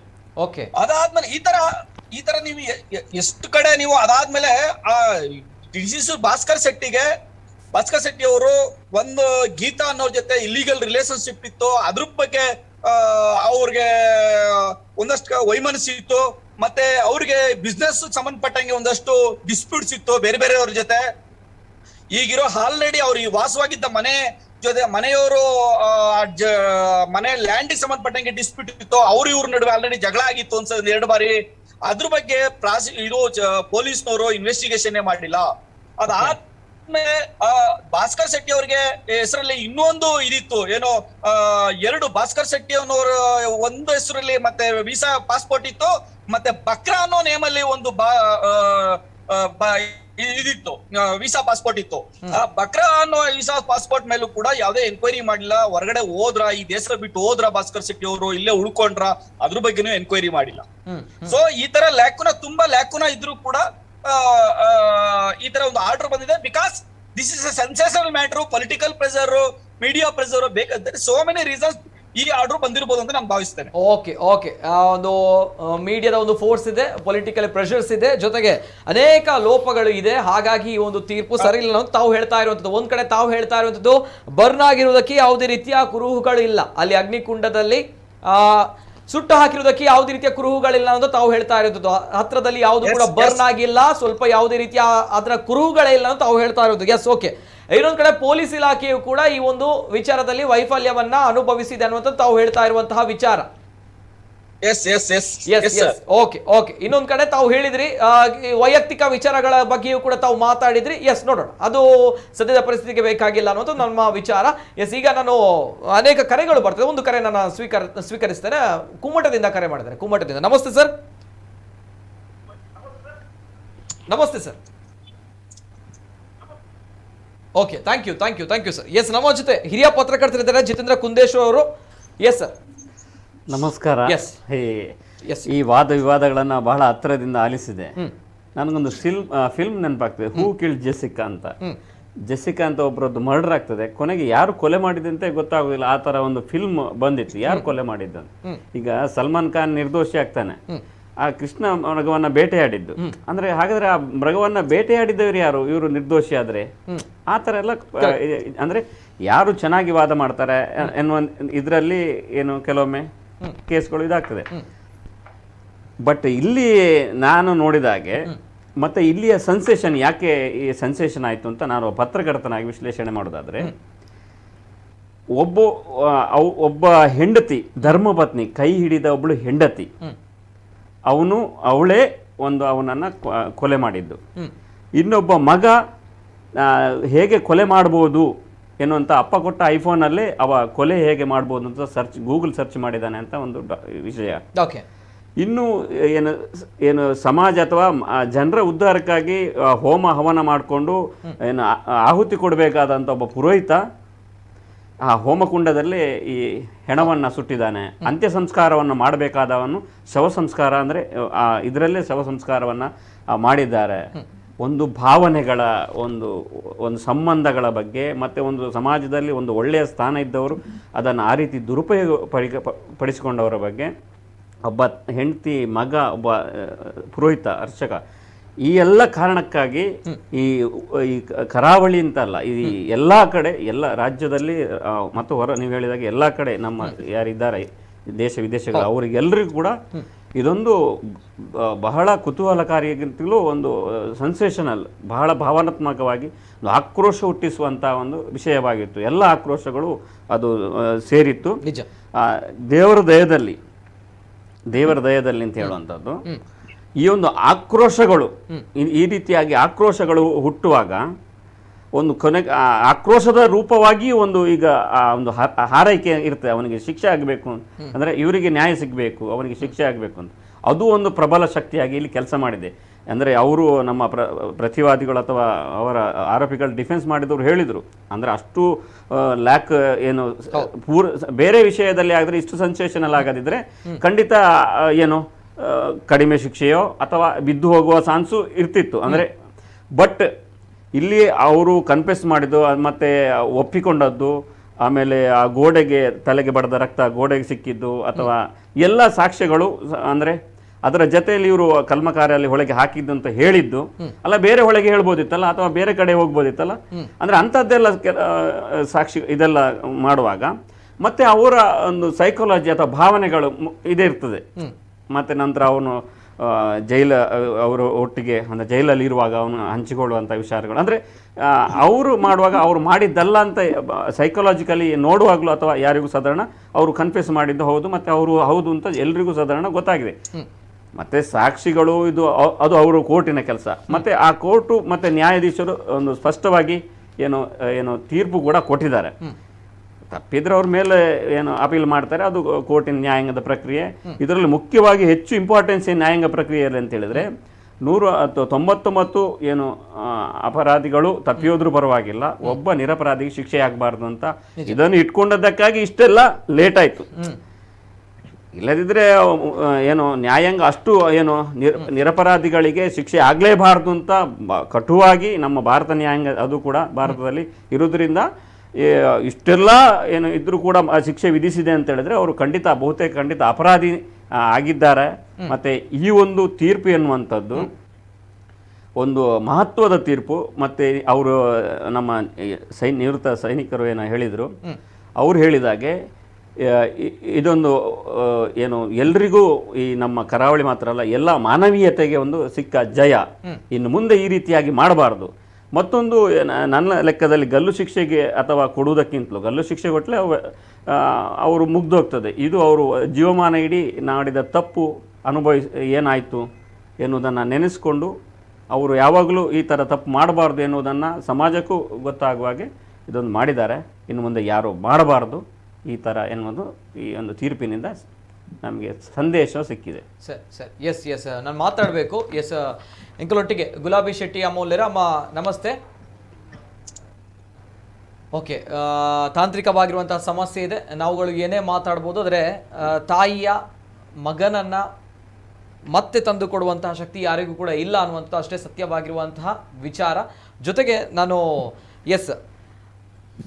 ಶಾಂತರಾಮ್ ಶೆಟ್ಟಿ ಅವ್ರ ಜೊತೆ ಮಾತಾಡಬೇಕು. ಸರ್ ನಮಸ್ತೆ. ಸರ್, ಈಗ ಶಾಂತರಾಮ್ ಶೆಟ್ಟಿ ಅವರೇ, ಎಲ್ಲ ವಿಚಾರಗಳ ಬಗ್ಗೆ ನಾವು ನೋಡಿದಾಗ ಇದೀಗ ನಮ್ಮ ನ್ಯಾಯಾಲಯ ತೀರ್ಪು ನೀಡಿರುವಂಥದ್ದು, ಮಹಾ ತೀರ್ಪನ್ನು ನೀಡಿರುವಂಥದ್ದು, ಮಹತ್ವದ ತೀರ್ಪನ್ನು ನೀಡಿರುವಂಥದ್ದು.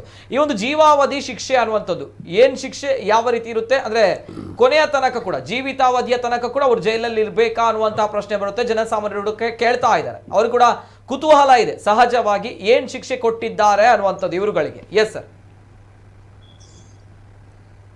ಈ ಮರ್ಡರ್ನಲ್ಲಿ if the offense is proved, only two options is available. That is, one is death and another is life. Okay. ಈ ಡೆತ್ ಅಂದ್ರೆ ಅದೇ ಕ್ಯಾಪಿಟಲ್ ಇದು ಹ್ಯಾಂಗ್ ಮಾಡುವಂಥದ್ದು. ಲೈಫ್ ಇಂಪ್ರಿಸನ್ಮೆಂಟ್ ಅಂದ್ರೆ that the imprisonment till death, ಅಂದ್ರೆ till life, the end of life. ಬಹಳ ಜನರಿಗೆ ಇದ್ರ ಬಗ್ಗೆ ಸಂಶಯ ಉಂಟು. ಯಾಕಂದ್ರೆ ಲೈಫ್ ಕೊಟ್ರ 14 ವರ್ಷ ಹಿಂದೆ ಬರ್ತಾರೆ, 14 ವರ್ಷ ಆದ್ಮೇಲೆ ಹಿಂದೆ ಬರ್ತಾರೆ. ಇದು ಸರಿಯಲ್ಲ. ಸುಪ್ರೀಂ ಕೋರ್ಟ್ ಈಗಾಗಲೇ ಅದ್ರ ಬಗ್ಗೆ ಒಂದು position has been settled now. ಯಾಕಂದ್ರೆ ಲೈಫ್ ಅಂದ್ರೆ ಅದು life till the end of life. ಈ 14 ವರ್ಷ ನಂತರ ಈ ಸರ್ಕಾರಗಳು ಒಂದು ಆ ಆರೋಪಿಯ ಅಪರಾಧಿಯ ಕಾಂಟ್ಯಾಕ್ಟ್ ಅಥವಾ ಯಾವುದೇ ಒಂದು ಕಾರಣದಿಂದಾಗಿ ಬಿಡ್ಲಿಕ್ಕೆ ರೈಟ್ ಉಂಟು. ಓಕೆ, ಸರ್ಕಾರ as of right one cannot claim that he is entered for release ಅಂತ ಹೇಳಿಕ್ಕೆ ಆಗುದಿಲ್ಲ. ಈಗ 14 ವರ್ಷ ಆಯ್ತು, ಅರೆ ನನ್ಗೆ 14 ವರ್ಷ ಆಯ್ತು ಬಿಡಿ ಅಂತ he can't file petition before the jail authorities or the high court or supreme court. ಆದ್ರೆ ಅದೊಂದು ಆಪ್ಷನ್ ಕೊಟ್ಟಿದ್ದಾರೆ ಗವರ್ಮೆಂಟ್ಗೆ, ಬಿಡಬಹುದು ಅವರ ಕಾಂಡಕ್ಟ್ ಅಥವಾ ಏನಾದ್ರು ಅವರ ಮೇಲಿನ ಒಂದು, ಈಗ ಒಂದು ಸ್ವಾತಂತ್ರ್ಯ ದಿವಸ ಬರಲಿ, ಪ್ರಜಾಪ್ರಭುತ್ವ ಬಿಡಿ, ಹಿಂದೆದವರನ್ನು ಬಿಡ್ಬಹುದು ಅಂತ. ಈಗ ನಿಮ್ಗೆ ಗೊತ್ತಿರ್ಬೋದು, ರಾಜೀವ್ ಗಾಂಧಿ ಕೇಸ್ ನಲ್ಲಿ ಕೂಡ ಕೆಲವರಿಗೆ ಲೈಫ್ ಆಗಿದೆ. ಅಲ್ಲಿ ತಮಿಳ್ನಾಡಿನಲ್ಲಿ ಒಂದು ಮೂವ್ಮೆಂಟ್ ಆಗ್ತಾ ಇತ್ತು, ಒಬ್ಬರನ್ನು ಬಿಡ್ಬೇಕು ಅಂತ. ಅದು ನಿಮ್ಗೆಲ್ಲ ಗೊತ್ತಿರ್ಬೇಕು. ಆದ್ರಿಂದಾಗಿ ಲೈಫ್ ಅಂದ್ರೆ ಲೈಫ್, ಫುಲ್ ಲೈಫ್. ಅದಕ್ಕೆ ಜೀವಿತಾವಧಿಯವರೆಗೆ ಶಿಕ್ಷೆ ಅಥವಾ ಜೀವಾವಧಿ ಶಿಕ್ಷೆ, ಅದು ಎರಡು ಒಂದೇ. ಓಕೆ. ಹಾಗಾದ್ರೆ ಈಗ ಕೊನೆಯ ತನಕ ಜೈಲಲ್ಲಿ ಇರಬೇಕು. ಹೌದು, ಅದರ ಪ್ರಕಾರ ಯಾಕಂದ್ರೆ there are certain offenses under IPC, there are certain offenses which have been explained in the IPC for which the punishment is more than 14. ಕೆಲವು offensiಗೆ 14 ವರ್ಷ ಶಿಕ್ಷೆದ್ದು ಉಂಟು. ಹಾಗಾದ್ರೆ ಬರಿಬೋದಿತ್ತಲ್ಲ ಜೀವಾವಧಿ ಅಂತ. For example, section 457, lurking trespass. There are certain offences which are punishable in 14 years. Adrindaagi, it is not life. 14 is ಬೇರೆ, 20 years ಬೇರೆ. ಹಾಗೆ life is life. ಇದು ಒಂದು ಇದಕ್ಕೆ ಇತ್ತೀಚೆಗೆ ಸುಪ್ರೀಂ ಕೋರ್ಟ್ ಅದು ಸೆಟಲ್ ಆಗಿದೆ. ಯಾಕಂದ್ರೆ ಲೈಫ್ ಅಂದ್ರೆ life, one cannot claim the same as of right since if he has completed 14 years. ಹಾಗೆ ಮಾಡ್ಲಿಕ್ಕೆ ಆಗುವುದು. ಓಕೆ ಓಕೆ ಓಕೆ 14 ಇಯರ್ಸ್ ತನಕ ಏನ್ ಮಾಡ್ಲಿಕ್ಕೆ ಆಗಲ್ಲ ಅನ್ನುವಂಥದ್ದು. 14 ಇಯರ್ಸ್ ಅವರಿಗೆಲ್ಲ ಲಾಸ್ಟ್ನವರಿಗೆ ಸಹ ಆರೋಪಿಗೆ ಏನ್ ಮಾಡ್ಲಿಕ್ಕೆ ಆಗುದಿಲ್ಲ. ಆದ್ರೆ ಸರ್ಕಾರ ಅವರನ್ನು ಬಿಡ್ಬೋದು. ಸರ್ಕಾರ 14 ಇಯರ್ಸ್ ನಂತರ ಬಿಡ್ಬೋದು. 14 ಇಯರ್ಸ್ ತನಕ ಸರ್ಕಾರ, ತದನಂತರ ಸರ್ಕಾರ ಬಿಡಬಹುದು. ತದನಂತರ ಸರ್ಕಾರಕ್ಕೆ ಒಂದು ರೈಟ್ ಉಂಟು, ಅವನನ್ನು ಬಿಡ್ಬೋದು. ಹೋಗ್ಲಿ, ಒಳ್ಳೆ ಒಳ್ಳೆ ಮನುಷ್ಯ, ಒಳ್ಳೆಯ ಬುದ್ಧಿ ಉಂಟು ಅವನಿಗೆ, ಕಾಂಡಕ್ಟ್ ನ ಮೇಲೆ ಏನಾದ್ರು ಮಾಡಿ ಅವನನ್ನೆಲ್ಲ ರೆಕಮೆಂಡೇಶನ್. ಹಾಗಾದ್ರೆ ಸರ್ ಬಿಫೋರ್ ದಟ್ 14 ಇಯರ್ಸ್ ಏನ್ ಮಾಡ್ಲಿಕ್ಕೆ ಕೂಡ ಸಾಧ್ಯ ಇಲ್ಲ ಅಂತ ಹೇಳ್ತೀರಾ? ಆದ್ರೆ ಇಲ್ಲ, unless High Court or the Supreme Court reverse the order. Yes, High Court or Supreme Court unless ಹೋಗ್ಬೇಕು. ಅದರ್ವೈಸ್ ಅಟ್ ಎನಿ ಕಾಸ್ಟ್ ಯಾವುದೇ ರೀತಿಯ ಜಾಮೀನುಗಳು ಸಿಗಲ್ಲ. ಜಾಮೀನು ಕೊಡಬಹುದು, ಜಾಮೀನು ಕೊಡಬಹುದು. ಅದು depends upon the facts of the case. ಹಾಗಾದ್ರೆ ಹೊರಗೆ ಬರಬಹುದು. ಬರ್ಬೋದು, ಜಾಮೀನು ಕೊಟ್ಟರೆ ಹೊರಗೆ ಬರ್ಬೋದು. ಓಕೆ. ಈಗ during in this case throughout the trial ಇವರೆಲ್ಲ ಸುಪ್ರೀಂ ಕೋರ್ಟ್ ಅವರಿಗೆ ಹೋಗಿದ್ದಾರೆ. ಎಲ್ಲರೂ ಮೋಸ್ಟ್ಲಿ ನವನೀತ್ ಹೋಗಿಲ್ಲ, ಹೈಕೋರ್ಟ್ ಅವರಿಗೆ ಹೋಗಿದ್ದಾರೆ. ಎರಡು ಸಲ filed in his attempt to get the bail. ಇದ್ರಲ್ಲಿ ಏನಂದ್ರೆ ಈ ರಾಜೇಶ್ವರರಿಗೆ ಬೇಲ್ ಕೊಟ್ಟಿದೆ ಸುಪ್ರೀಂ ಕೋರ್ಟ್. ಏನಂದ್ರೆ 30 ವಿಟ್ನೆಸ್ ಇವರು ಕೆಲವು ಸಲ 2 ಸಲ ಹಾಕಿದ ನಂತರ ಸುಪ್ರೀಂ ಕೋರ್ಟ್ ಏನ್ ಹೇಳ್ತಂದ್ರೆ 30 ಸಾಕ್ಷಿಗಳು ಮೆಟೀರಿಯಲ್ ವಿಟ್ನೆಸ್ ಆದ್ಮೇಲೆ ಅವ್ರನ್ನ ಬಿಡ್ಬೇಕು ಅಂತ.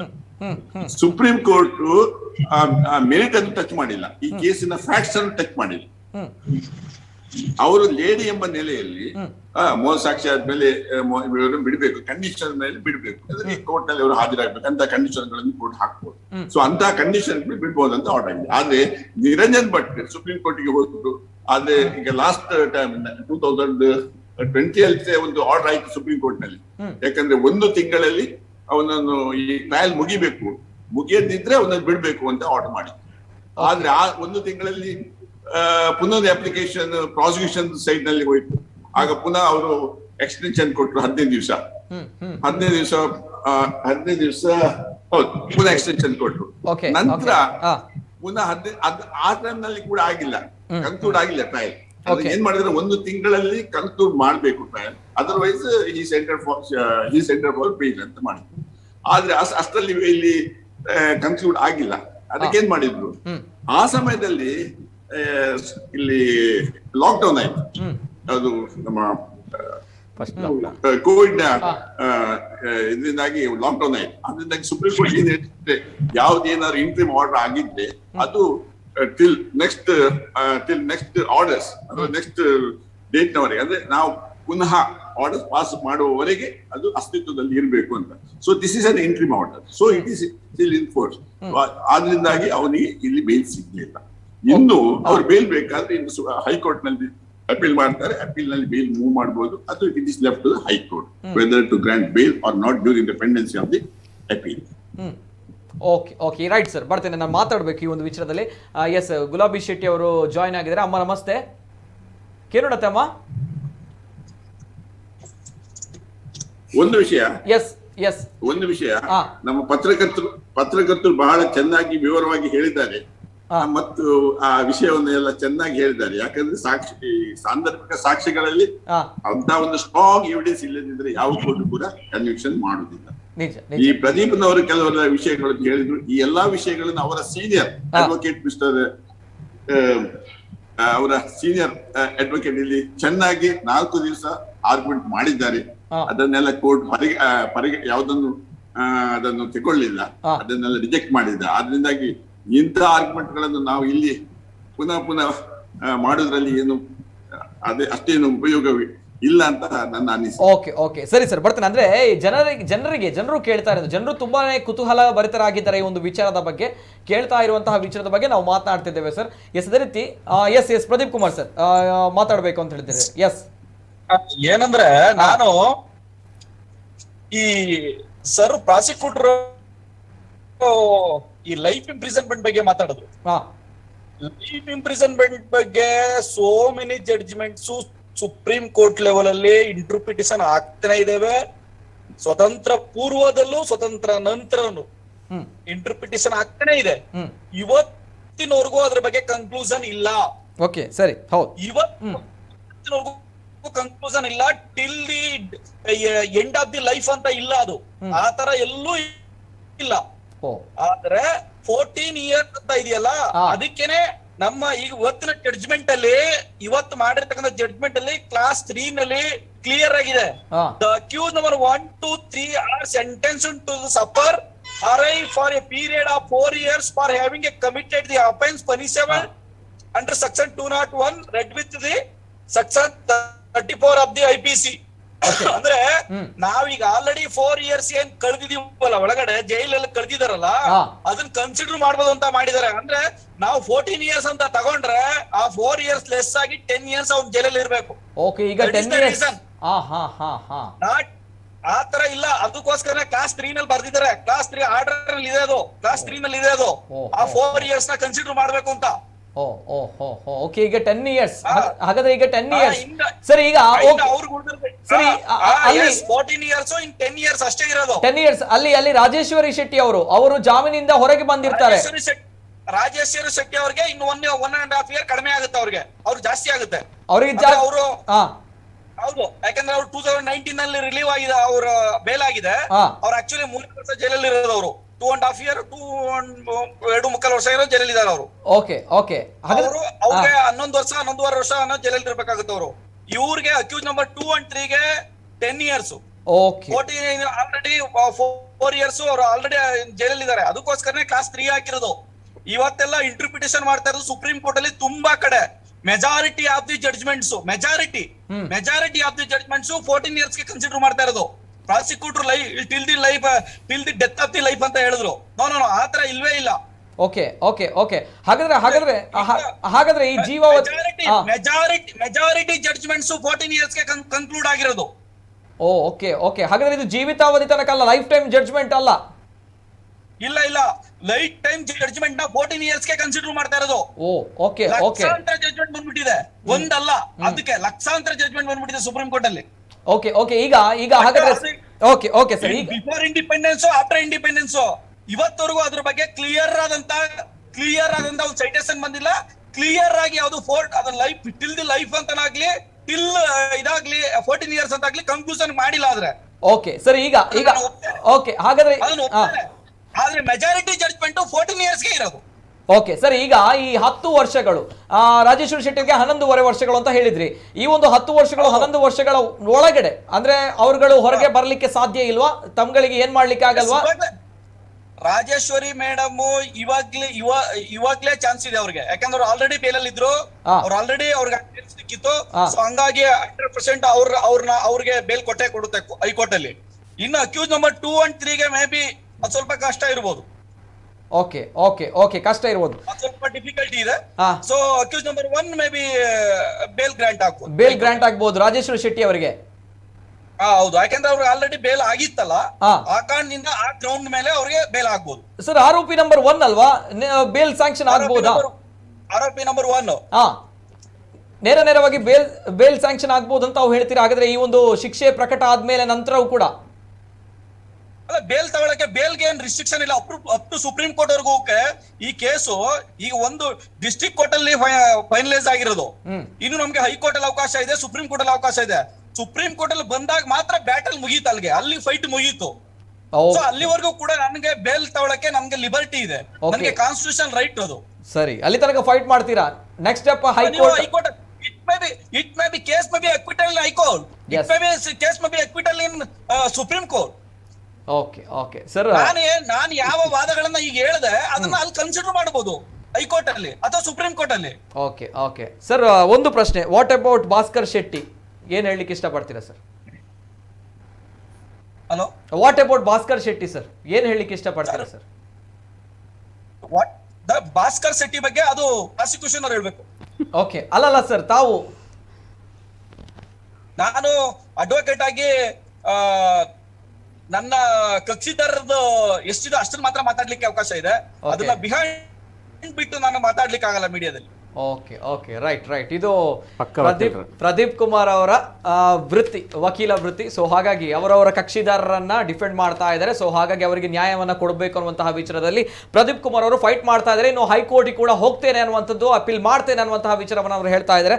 ಬಿಫೋರ್ ದಟ್ ಭಾಸ್ಕರ್ ಶೆಟ್ಟಿ ಅರ್ನ ಅಮ್ಮ ಗುಲಾಬಿ ಶೆಟ್ಟಿ ಅಮ್ಮಡ ಪಾತ್ರಡು ಅಮ್ಮ ಒಂಜಿ ದಯಮಲ್ತದ ಮೈಕ್ ಒಂಜು ಎನೇಬಲ್ ಮಾಡ್ಕೊರ. ನಾನು ಇದ್ ಮಾಡ್ಬೋದ, ನಂದು ಚಾರ್ಜ್ ಮುಗ್ದೋಗ್ತಾ ಇದೆ ಮೊಬೈಲ್. ಎಸ್ ಸರ್ ಫೈನಲ್ ಆಗಿ ಒಂದು ಲಾಸ್ಟ್ ರಿಯಾಕ್ಷನ್ ಅಂತ ಕೊಡ್ತೇನೆ. Yes, last reaction Pradeep Kumar. ಹಾಗಾದ್ರೆ ನಿಮ್ಮ ಲಾಸ್ಟ್ ಕೊನೆಯ ಸ್ಟೆಪ್ ಏನು ಹೇಳ್ತಾ ಇದ್ದೀರಾ? ನೆಕ್ಸ್ಟ್ ವಾಟ್ ಸ್ಟೆಪ್ ತಾವು ತಗೊಳ್ಬೇಕು ಅಂತ ಇದ್ದೀರಾ ಅಂತ ಹೇಳಿ. ಎಸ್, ನೇರವಾಗಿ ಸರ್. ಇಲ್ಲ, ನಾವು ಈಗ ಏನಾಗಿದೆ, ಕೋರ್ಟ್ಗೆ ನಾವು ಗೌರವಿಸಬೇಕು. ನಾವೆಲ್ಲ ಒಂದು ಪ್ರಾಕ್ಟೀಸ್ ಮಾಡ್ತೀವಿ ಅಡ್ವೊಕೇಟ್ಸ್ಗಳು. ಈ ಆರ್ಡರ್ಗಳು ಬರ್ತಾ ಇರ್ತದೆ, ನಾವು ಗೌರವಿಸಬೇಕು. ಅದ್ರ ಪರವಾಗಿ ಬರ್ಲಿ ವಿರುದ್ಧವಾಗಿ ಬರ್ಲಿ. ಸೊ ಇಲ್ಲಿ ಏನೇನು ನಮಗೆ ವಿರುದ್ಧವಾಗಿದೆ ಪಾಯಿಂಟ್ಸ್, ಆ ಪಾಯಿಂಟ್ಸ್ ಗಳ ಬಗ್ಗೆ ನಾವು ಮೇಲಿನ ಕೋರ್ಟ್ ಅಲ್ಲಿ ಅದಕ್ಕೆ ಉತ್ತರವನ್ನು ಕೊಡ್ತಾ, ಮತ್ತೆ ಎಲ್ಲೆಲ್ಲಿ ಲೂಸ್ ಲ್ಯಾಕುನ ಇದೆ, ಮತ್ತೆ ಅದ್ರ ಬಗ್ಗೆ ಯಾವ ಪಾಯಿಂಟ್ಸ್ ಗಳ ಬಗ್ಗೆ ಅದನ್ನ ಡೀಟೇಲ್ ಸ್ಟಡಿ ಮಾಡಿ ಅಪೀಲ್ ಫೈಲ್ ಮಾಡ್ತೀವಿ. ನನಗೆ ನಿಜವಾಗ್ಲೂ ಆಶಾವಾದ ಇದೆ, 100ಕ್ಕೆ 100% ತಕ್ಕಲಾಗ್ತದೆ ಅಂತ ನನಗೆ ತುಂಬಾ ಕಾನ್ಫಿಡೆನ್ಸ್ ಇತ್ತು. ಬಟ್ ಆಗಿಲ್ಲ. ನಾವು ತುಂಬಾ ಹೈಕೋರ್ಟ್ ಅಲ್ಲಿ ಆಗ್ಬೋದು ಅಂತ ನಾನು ಆಶಾಭಾವನೆ ವ್ಯಕ್ತಪಡಿಸ್ತೀನಿ. ಓಕೆ ಹಾಗಾದ್ರೆ ಇನ್ನು ಹೈಕೋರ್ಟ್ ನಲ್ಲಿ ನೋಡುವಂತಹ ವಿಚಾರವನ್ನ ತಾವು ಹೇಳ್ತಾ ಇದ್ದೀರಾ. ಜೊತೆಗೆ ಸರ್, DNA ಟೆಸ್ಟ್ ಗಳ ಬಗ್ಗೆ ತಾವು ಗಮನಿಸಿದಾಗ ಇಲ್ಲಿ ಇವತ್ತು ತೀರ್ಪು ಬಂದಿರುವಂತದ್ದು ಆ ಒಂದು ಟೆಸ್ಟ್ ಗಳ ಪ್ರಕಾರವಾಗಿ, ಸಾಂದರ್ಭಿಕ ಸಾಕ್ಷಿಗಳ ಪ್ರಕಾರವಾಗಿ ತಾವು ಹೇಳ್ತಾ ಇದ್ದೀರಾ ಅದೇ ಲ್ಯಾಕ್ ಇದೆ ಅನ್ನುವಂತಹ ವಿಚಾರವನ್ನ ತಾವು ಹೇಳ್ತಾ ಇದ್ದೀರಾ. ಆಕ್ಚುಲಿ DNA ಟೆಸ್ಟ್ ಮಾಡಿದ್ರಲ್ಲ, ಟೆಸ್ಟ್ ಮಾಡ್ಬೇಕಾದ್ರೆ ಉಪಯೋಗಿಸಿದಂತ ಪ್ರೊಸೀಜರೇ ಲ್ಯಾಪ್ಸ್ ಆಗಿದೆ. ಅದ್ರಲ್ಲಿ ಯಾವುದನ್ನು ಕೂಡ ಅವರು ಸ್ಟೋರೇಜ್ ಮಾಡ್ಬೇಕಾದಂತಾಗ್ಲಿ, ಅದನ್ನ ಎಲ್ಲಿ ಪ್ರಿಸ್ಕ್ರೈಬ್ ಮಾಡ್ಬೇಕು ಅಂತಾಗ್ಲಿ, ಅದನ್ನ ಅದನ್ನ ಸೀಲ್ ಮಾಡ್ಬೇಕು ಅಂತಾಗ್ಲಿ, ಅದನ್ನ ಎಲ್ಲಿ ಇಡ್ಬೇಕು ಅಂತಾಗ್ಲಿ, ಎಷ್ಟು ಟೈಮ್ಗೆ ಕಳಿಸ್ಬೇಕು ಅಂತಾಗ್ಲಿ, ಅದೆಲ್ಲಾನು ಮಾಡಿಲ್ಲ. ಆಕ್ಚುಲಿ ಅದರಲ್ಲೇ ಪ್ರೊಸೀಜರ್ ಫೇಲ್ಯೂರ್ ಆಗಿದೆ.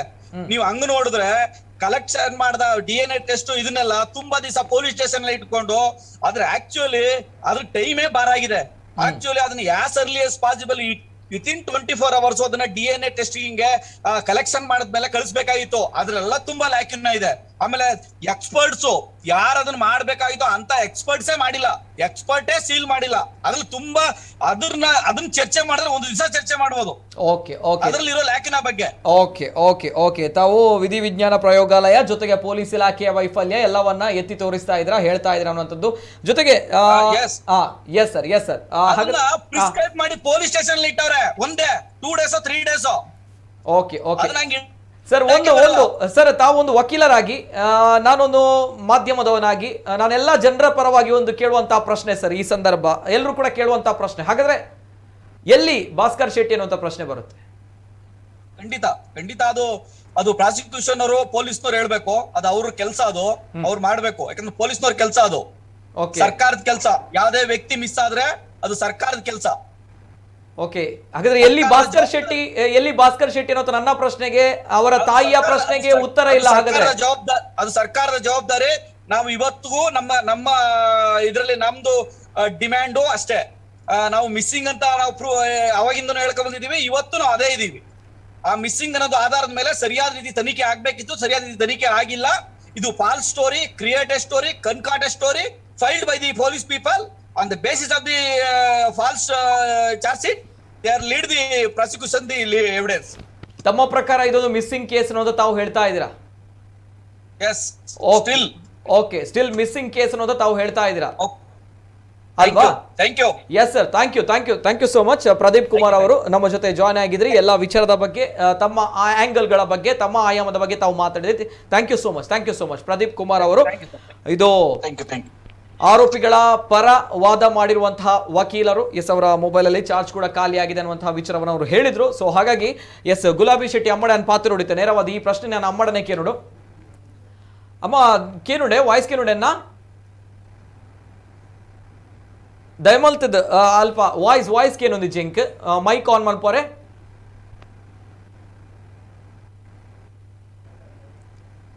ದಯಮಲ್ತು ನೀ ಮೈಕ್ ಆನ್ ಮಲ್ಪೋರೆ ಅಲ್ಪ. ದಯಮಲ್ತು ಒಂಜಿ ಅಲ್ಪ ಮೈಕ್ ಆನ್ ಮಲ್ಪೋರೆ ಎರಡಲ್ಲ. ಓಕೆ ಸೌಂಡ್ ಎಸ್ ಅಮ್ಮ ಕೇನುಡೆ. ಹಲೋ ಅಮ್ಮ. ಅಮ್ಮ ಈತ ಎಂಕುಲು ಈತು ಪೂರ ಪಾತೇರಿಯಾ ಪಾತೆರ್ನ ಪೂರ ಮಾತ ಬರಿಕದಿದ್ದು ಯಾನ್ ಇರಡ ಪಾತೆರಡಾಪುಂಡು ಇರ್ನ ಮಗೆ ನಮ್ಮ ಏತ್ದಾದ ಪಾತೆರಡಲ್ಲ ಇರ್ನ ಐತ ಮಗನ ಕಂತು ಕೊರಡು ಅಂಡ್ ಅವು ಏರೆಡ್ಲ ಸಾಧ್ಯ ಪನ್ಪನಂಚಿನ ವಿಚಾರ ದಾದ ಪನ್ಪರಮ್ಮ ಇರ್ನ ಮಗನ ಬಗ್ಗೆ ಈ ಸಂದರ್ಭ ದಾದ ಪನ್ಪರ್ ಮಗನ ಬಗ್ಗೆ ಪನ್ಪಿಂದದ ಕೇಸು 5 ವರ್ಷಕ್ಕೂ ಆ ಮುಂತ ಕೇಸು ಮುಗ್ಗಿರು ಇತ್ತೆ ದೇವಮಾನ ಹಾಲಣ್ಣು ನನ್ನ ಏನಂದ್ರೆ ದೇವರಿಗೆ ಗೊತ್ತು ಎಂಕ ಬಂದ್ರೆ ನನ್ನ ಮಗನ ಭವಿಷ್ಯ ಬೋಡು ಆತೆ ದಾದ ಶಿಕ್ಷೆ ಬಂದ್ರೆ ಆತೆ ಅಮ್ಮ ಮಗೆ ಇಜ್ಜೆರ್ ಅಂಜನೇನಕ್ಕೆ ಶಿಕ್ಷೆ ಆವಡು ಮಗೆ ಇಜ್ಜನ್ಲಕ ಮಲ್ತಿನಕ್ಲೆ ಶಿಕ್ಷೆ ಆವಡು ಪಂದು ಬಾರಿ ಮಸ್ತ್ ಮಲ್ಲ ಮಟ್ಟದ ಹೋರಾಟ ಮಲ್ತಾರೀರ್ ದಾದ ಆ ಉಡುಪನ್ ಪರ್ದಾರ ಅಕ್ಲಿಗೆ ನೀ ಶಿಕ್ಷೆ ಆತಂಡು ಅಂಡ್ ಅಕ್ಲು ಎಲ್ಲ ಬೇತೆ ಕೋರ್ಟ್ಗೆ ಹೋದು ಅಕುಲು ಬೇಲ್ ತಿಕ್ಕರ್ಲ ಚಾನ್ಸಸ್ ಉಂಡು ಅಕುಲು ಪಿದೆ ಬರಲ ಚಾನ್ಸಸ್ ಉಂಡು ದಾದ ಪನ್ ಪರಮ್ಮ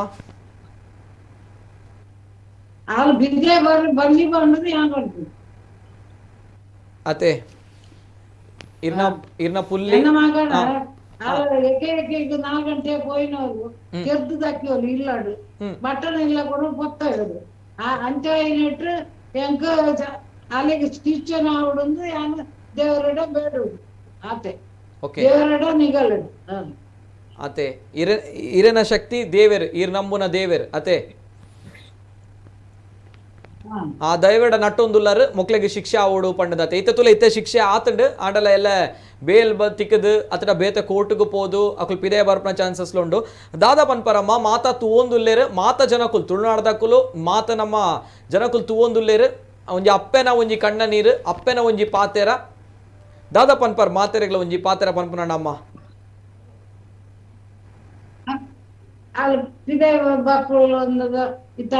ಈತು 4 ವರ್ಷದ ಪೋಯ್ ಮೇಲೆ ಕೇಸು ಅಂತೀನಿ ಅಲ್ಲೇ ಭಾಷೆಗೆ ಗುಲ್ನಾಟೋಳ್ವ ಓಕೆ ಒಂದು ಇರು ದೇವಡ ನಟ್ಟು ನಂಚಿನ ವಿಚಾರ ಅತೆ ದೇವರ ನಟುల్లో ಒಂದೇ ಆ ಭಾಷೆಗೆ ನಟುల్లో ಒಂದೇ ಅತೆ ಅತೆ ಎಸ್ ಅಮ್ಮ ಅಚ್ಚನೆ ನಮ್ಮ ಬಂಗಾರ ಮಗ 4 ಕೆರಿಬೇಕ ನಾನು ನಿಗಲಿ ಏತ್ ಒಂದು ಬಂಡಲ್ಲ ಚೆಮೆಜ್ಜಿ ಓಕೆ ಸರಿ ಅಮ್ಮ ಸರಿ ಅಮ್ಮ ಓಕೆ ಇರ್ ಪಲ್ಲಕ್ಕನೆ ಇರೊಂಜಿ ನಂಬಿಕೆ ಉಂಡು ಒಂಜಿ ನ್ಯಾಯಾಲಯದ ಮಲ್ಲ ತೀರ್ಪು ಬೈದುಂಡು ಆ ತೀರ್ಪು ಇರ್ನ ಮಗನ ಪರವಾದುಂಡು ಇರ್ನ ಪರವಾದುಂಡು ಇರ ಪಂಡರ್ ನಮ್ಮ ಇರ್ ಪಲ್ನಕನೆ ಕಡೆ ಶಾಂತರಾಮ್ ಶೆಟ್ರ್ ಇರ ಅರ್ನಮಿತ್ತು ನಂಬಿಕೆ ದೀದ್ ಇರಾರೆಗೆ ಈ ಕೇಸ್ ಕೊಡ್ತಾರೆ ಸೊ ಅಂಚ ನಿಕಲ್ನ ಪರವಾದ ಬೈದುಂಡು ಒಂದು ನಿಕಲ್ನ ಪರವಾದ ಇರ್ನ ಪಾತ್ರ ಮಾತ್ರ ಅತ್ತು ಮಾತ ತುಳುವೇರು ಅಂಚಿನ ಮಾತ ನಮ್ಮ ನಾಡು ಏರ್ಪುರುಲ್ಲೇರು ಮಾತರಿಗಳು ಒಂಜಿ ಆಸೆ ಇತ್ತುಂಡು ಇರ್ನ ಮಗನ ಒಂಜಿ ಕೇಸ್ ದಾದುಂಡು ನೆಕ್ಕಿ ಏರ್ ಅನ್ಯಾಯ ಮಲ್ದರೆ ಅಕ್ಲಿಗೆ ತಕ್ಕ ಶಿಕ್ಷೆ ಆವೋಡು ಪಂಡದು ಆ ಶಿಕ್ಷೆ ಆತಂಡು ನನ್ನ ಬೇತೆ ದಾದನೇ ಸ್ಟೆಪ್ ದೆತ್ತು ನಾಡು ಆಂಡ ಸದ್ಯದ ಪರಿಸ್ಥಿತಿ ದೇವೇರ್ ನಿಕಲ ಒಟ್ಟಿಗೆ ಉಲ್ಲೇರು ಇತ್ತೆ ಮುಟ್ಟಲು ಉಲ್ಲೇರು ನನ್ನ ಏಪಾಗ್ಲ ಒಪ್ಪುವೇರಮ್ಮ ಅಂಡ್ ಏಪಲ ಧನ್ಯವಾದ ಅಮ್ಮ ಎಸ್ ಧನ್ಯವಾದ ನಿಜವಾಗ್ಲ ಸರಿ ಅಮ್ಮ ಸರಿ ನಿಜವಾದಲ್ಲ ಇರ್ನ ಮಗೆ ಇಜ್ಜಂದಿನ ಬೇಜರ್ ಬೇನೆ ಇರೆಗುಂಡು ತುನ ಗೊತ್ತಾಪನಾಡ ಒಂಜಿ ಸದ್ಯದ ಪರಿಸ್ಥಿತಿ ಕುರಿಗೂ ಖುಷಿ ಉಂಡು ದಯಪನಗ ಇರ್ನ ಮಗನ ಸಾವುಗು ಕಾರಣವಾಯಿನ ಅಂಚಿನಕುಲು ಅತಡ ಇರ್ನ ಮಗೆ ಇತ್ತೆ ಇಜ್ಜೇರು ಪನ್ನಗ ನೆಕ್ಕ ಒಂಜಿ ಕಾರಣವಾಯಿನಕುಲು ಅಕುಲೆಗ್ ಶಿಕ್ಷೆ ತಿಕ್ಕದನ್ನು ಸದ್ಯದ ಪರಿಸ್ಥಿತಿಗೆ ಪನ್ಪಂಚಿನ ವಿಚಾರಡಿ ಇರುಲ್ಲಾರು ಆ ದೈವ ದೇವರು ನಂಬುದಾರೆ ಇರ ಅವಯೊಂಜಿ ಪಾತೆ ನೆನಪನ್ನೊಂದುಲ್ಲಾರು ಎಸ್ ಥ್ಯಾಂಕ್ ಯು ಅಮ್ಮ ಧನ್ಯವಾದ ಅಮ್ಮ ಸೊ ಅಂಚೆನೆ ನನ್ನ ಜೊತೆ ಶಾಂತರಾಮ್ ಶೆಟ್ಟಿ ಅವರಿದ್ದಾರೆ ಸರ್ ಈಗ ಮತ್ತೊಮ್ಮೆ ಕೇಳುವಂತಹ ಪ್ರಶ್ನೆ ಸರ್ ಭಾಸ್ಕರ್ ಶೆಟ್ಟಿ ಅವರು ಎಲ್ಲಿ ಅನ್ನುವಂಥ ಪ್ರಶ್ನೆ ಬರುತ್ತೆ ಅಂಡ್ ಭಾಸ್ಕರ್ ಶೆಟ್ಟಿ ಮಿಸ್ಸಿಂಗ್ ಅನ್ನುವಂತಹ ವಿಚಾರವನ್ನ ಹೇಳ್ತಾ ಇದ್ದಾರೆ ಎಸ್ ಕೊನೆಯದಾಗಿ ಸರ್ ಏನ್ ಹೇಳಲಿಕ್ಕೆ ಇಷ್ಟಪಡ್ತೀರಾ ಸರ್ ಶಾಂತರಾಮ್ ಶೆಟ್ಟಿ ಅವರು ನೀವು ಕೇಳಿದ ಕ್ವಶನ್ ಅನ್ನೇ ನಾನು ಸಹ ಕೇಳೋದು ಭಾಸ್ಕರ್ ಶೆಟ್ಟಿ ಎಲ್ಲಿ ಯಾಕಂದ್ರೆ ಈಗ ಭಾಸ್ಕರ ಶೆಟ್ರು ಅಗರ್ಭ ಶ್ರೀಮಂತರು ಅವರಿಗೆ ಒಬ್ಬಳು ಹೆಂಡತಿ ಒಬ್ಬಳು ಮಗ ಒಂದೇ ಮನೆಯಲ್ಲಿ ಇದ್ದವರು ಅಲ್ಲಿಂದ ಒಂದು ದಿವಸ ಮಿಸ್ ಆಗ್ತಾರೆ ಈಗ ಕೇಸ್ ಆಗಿ ಇದು ನಾವು ವಿ ಆರ್ ಇನ್ 2021 5 years ಆಗಿದೆ 5 years ನಲ್ಲಿ ಕೂಡ ಇಲ್ಲಿಯವರೆಗೂ ಕೂಡ ಒಂದು ಮಿಸ್ಸಿಂಗ್ ಪಿಟಿಷನ್ ಅನ್ನು ಹೆಂಡತಿ ಆಗಲಿ ಮಗನಂತೆ ಹಾಕ್ತಾರೆ ಇದು ಬಹಳ ಒಂದು ಆಶ್ಚರ್ಯಕರವಾದ ಒಂದು ವಿಷಯ ನಿಜ ಅವರ ಥ್ರೂಔಟ್ ಈ ಟ್ರಯಲ್ ನ ಈ ಸಮಯದಲ್ಲಿ ಎಲ್ಲಿ ಕೂಡ ಒಂದು ಕರೆಕ್ಟ್ ಡಿಫೆನ್ಸ್ ಯಾವಾಗ ಮಾಡುವಾಗ ನಮ್ದು ಏನ್ ಕೇಸ್ ಅಂತ ಹೇಳ್ಬೇಕು. ಹೆಚ್ಚಾಗಿ ನಾನ್ ಮಾಡ್ಲೇ ಇಲ್ಲ, ನಾನು ಅಲ್ಲಿ ಇರ್ಲೇ ಇಲ್ಲ, ನಮ್ಮ ಗಂಡ ಹೊರಗೆ ಹೋಗಿದ್ದವ್ರು ಬರ್ಲಿಲ್ಲ, ಏನಾದ್ರು ಒಂದು ಡಿಫೆನ್ಸ್ ತೆಕ್ಕೊಳ್ತಾರೆ. ಇವ್ರು ಏನ್ ಹೇಳ್ತಾರೆ ಅಂದ್ರೆ ಸುರಿಗೆ ಕೆಲವು ಸಾಕ್ಷಿಗಳಿಗೆ ಒಂದು ಸಜೆಷನ್ ಹಾಕ್ತಾರೆ ಕೋರ್ಟ್ ನಲ್ಲಿ. ಏನಪ್ಪಾ ಅಂದ್ರೆ ನೋಡಪ್ಪ ಅದೇ ಸುರೇಶ್ ಅಂತ ಒಬ್ಬ ಬಂದಿರ್ತಾನೆ ವಿಟ್ನೆಸ್, ಅದು ಭಾಸ್ಕರ್ ಶೆಟ್ಟಿ ತಮ್ಮ, ಅವ ಸೌದಿಯಲ್ಲಿ ಇರ್ತಾನೆ. ಅವನಿಗೆ ಇವರಿಗೆ ಸಜೆಷನ್ ಹಾಕ್ತಾರೆ, ನೋಡಿ ಇವ್ರೆ ನೀವು ಅವರಿಂದ ಹಣವನ್ನು ವಸೂಲಿ ಮಾಡ್ಲಿಕ್ಕೆ ನೀವು ಅವನನ್ನು ಅಡಗಿಸಿಟ್ಟಿದ್ದೀವಿ ಸೌದಿಯಲ್ಲಿ ಅಂತ ಒಂದು ಸಜೆಷನ್. ಮತ್ತೊಂದು ಕಡೆ ಹೇಳ್ತಾರೆ ಇಲ್ಲಿ ಮಿಸ್ಸಿಂಗ್ ಅಂತ ಹೇಳ್ತಾರೆ. ಎಲ್ಲಿ ಈಗ ಇವರ ಸೀನಿಯರ್ ಲಾಯರ್ ಮಿಸ್ಟರ್ ವೆಂಕಟರಾವ್ ಚೆನ್ನಾಗಿ ಇದನ್ನೆಲ್ಲ ಹೇಳಿದ್ದಾರೆ. ಆದ್ರೆ ಎಲ್ಲಿಯೂ ಕೂಡ ನೀವು ಕೇಳಿದ ಪ್ರಶ್ನೆಗೆ ಅವರಲ್ಲಿ ಉತ್ತರ, ಯಾರು ಉತ್ತರ ಕೊಡಬೇಕಾದವರು? ಅವರ ಕ್ಲೋಸ್ ರಿಲೇಟಿವ್ಸ್, ಹೆಂಡತಿ ಮುಖ್ಯವಾಗಿ. ಅವರ ಮೇಲೆ ಏನು ಕ್ರಿಮಿನಲ್ ಚಾರ್ಜ್ ಇಲ್ಲ, ಯಾಕೆ ಕೊಡೋದಿಲ್ಲ? ಕೋಟ್ಯಾಂತರ ರೂಪಾಯಿಯ ಒಡೆಯ ಭಾಸ್ಕರ್ ಶೆಟ್ಟಿ ಅಂತವರು ಒಮ್ಮೆಲೆ ಹೇಗೆ ಮಿಸ್ ಆಗ್ತಾರೆ? ಯಾರಾದ್ರೂ ಕಿಡ್ನಾಪ್ ಮಾಡಿದ್ದಾರೆ? ಯಾಕೆ ಮಿಸ್ಸಿಂಗ್ ಆಗೋದಕ್ಕೆ ಕಾರಣ ಏನು? ಅದೆಲ್ಲ ಅವರು ಎಕ್ಸ್ಪ್ಲೇನ್ ಮಾಡೋದು, ಅದನ್ನು ಎಲ್ಲಿಯೂ ಎಕ್ಸ್ಪ್ಲೇನ್ ಮಾಡೋದು. ಇದೆಲ್ಲ ಬಹಳಷ್ಟು ಸಂಶಯವನ್ನು ಅವರ ಮೇಲೆ ಬಹಳ ಸಂಶಯ ಬರ್ತದೆ. ಮತ್ತು ಕೂಡ ಅವ್ರು ಏನ್ ಹೇಳ್ತಾರೆ ಅಂದ್ರೆ ಇವರಿಗೆ ಬೇರೆ ಬೇರೆ ಪಾಸ್ಪೋರ್ಟ್ ಇತ್ತು, ಅವ್ರು ಬೇರೆ ಬೇರೆ ಕಡೆ ಹೋಗಿರ್ಬೋದು ಅಂತ ಇಂಥದ್ದು ಆರ್ಗ್ಯುಮೆಂಟ್ ಮಾಡಿದ್ದಾರೆ. ಬೇರೆ ಬೇರೆ ಒಬ್ಬ ಪಾಸ್ಪೋರ್ಟ್ ಅವರದ್ದು ಇತ್ತು. ಆದ್ರೆ ನಿಮ್ಗೆ ಗೊತ್ತಿರ್ಬೋದು, ಸುಮಾರು 10 ವರ್ಷಗಳಿಂದ ಒಬ್ಬನಿಗೆ 2 ಪಾಸ್ಪೋರ್ಟ್, ಅದೆಲ್ಲ ಮುಂಚೆ ನಡೀತಾ ಇತ್ತು. ಈಗ ಒಬ್ಬನಿಗೆ ಒಂದೇ ಪಾಸ್ಪೋರ್ಟ್ ಅನ್ನು ಅವನು ಅದನ್ನು ಯೂಸ್ ಮಾಡಬಹುದು, ಮತ್ತೊಂದು ಪಾಸ್ಪೋರ್ಟ್ ಅನ್ನು ಯೂಸ್ ಮಾಡ್ಲಿಕ್ಕೆ ಆಗುದಿಲ್ಲ. ಅದರಿಂದಾಗಿ ಮತ್ತೊಂದು ಪಾಸ್ಪೋರ್ಟ್ ಅನ್ನು ಅದನ್ನು ಸಹ ತಳ್ಳಿ ಹಾಕಿದೆ. ಸೊ ಅದರಿಂದ ಅದು ಕೂಡ ಒಂದು ಕಾರಣ. ಸೊ ಎಂತ ಡಿಫೆನ್ಸ್ ಚೇಂಜ್ ಮಾಡ್ತಾ ಇದ್ದಾರೆ, ಸ್ಪೆಸಿಫಿಕ್ ಡಿಫೆನ್ಸ್. ಸೊ ಅದರಿಂದಾಗಿ ಮತ್ತೆ ಈ ಸರ್ಕಮ್ಸ್ಟೆನ್ಷಿಯಲ್ ಎವಿಡೆನ್ಸ್ ಅಲ್ಲಿ ಆಂಪಲ್ ಎವಿಡೆನ್ಸ್ ಇದ್ರೆ ಮಾತ್ರ ಕನ್ವಿಕ್ಷನ್ ಮಾಡುವಂತ. ಡೈರೆಕ್ಟ್ ಎವಿಡೆನ್ಸ್ ಅಲ್ಲಿ ಬೇರೆ, ಅದು ಸರ್ಕಮ್ಸ್ಟೆನ್ಷಿಯಲ್ ಎಲ್ಲಾ ಸಂದರ್ಭಗಳಿಗೆ ಒಂದಕ್ಕೊಂದು ಲಿಂಕ್ ಆಗಿರ್ಬೇಕು. ಅಂತದಿದ್ರೆ ಮಾತ್ರ ಕೋರ್ಟ್, ಯಾವುದೇ ಕೋರ್ಟ್ ಕನ್ವಿಕ್ಷನ್ ಮಾಡ್ಲಿಕ್ಕೆ ಆಗುತ್ತೆ. ಸೊ ಇದರಿಂದಾಗಿ ಮತ್ತೊಂದು ವಿಷಯ ಅಂದ್ರೆ 78 ಸಾಕ್ಷಿಗಳು ಈ ಕೇಸ್ ನಲ್ಲಿ ಎಕ್ಸಾಮಿನ್ ಆಗಿದ್ದಾರೆ. ಒಂದೇ ಒಂದು ಸಾಕ್ಷಿ ಕೂಡ ಹಾಸ್ಟೈಲ್ ಆಗಿದೆ. ನಿಮ್ಗೆ ಗೊತ್ತುಂಟು, ಹೆಚ್ಚಿನ ಕೇಸ್ಗಳು ಬಿದ್ದು ಹೋಗುದು ಸಾಕ್ಷ್ಯವಿಲ್ಲದ ಕಾರಣವಾಗಿ. ಇದರಲ್ಲಿ 78 ಸಾಕ್ಷಿಗಳಲ್ಲಿ ಯಾರೂ ಕೂಡ ಎಲ್ಲರೂ ಸಪೋರ್ಟ್ ಮಾಡಿದ್ದಾರೆ ಪ್ರಾಸಿಕ್ಯೂಷನ್ಗೆ. ಅದರಿಂದಾಗಿ ಇದರಲ್ಲಿ ಯಾವುದೇ ತಪ್ಪಿಲ್ಲ, ಯಾವುದೇ ಲ್ಯಾಕ್ಯೂನೇ ಇಲ್ಲ. ಅದರಿಂದಾಗಿ ಇದು ವೆರಿ ಗುಡ್ ಜಡ್ಜ್ಮೆಂಟ್. ಇದು ಎಲ್ಲರೂ ಬಯಸುವಂತ, ಎಕ್ಸ್ಪೆಕ್ಟ್ ಮಾಡುವಂತ ಒಂದು ಜಡ್ಜ್ಮೆಂಟ್ ಆಗಿದೆ. ಆದ್ರಿಂದಾಗಿ ಈ ಒಬ್ಬ ನಿರಪರಾಧಿಯ ಅಂತ ಕೋರ್ಟಿಗೆ ಕಂಡದ್ರಿಂದ ಇಕ್ಯೂ ನಂಬರ್ 5 ಅನ್ನು ಬಿಟ್ಬಿಟ್ಟಿದ್ದಾರೆ.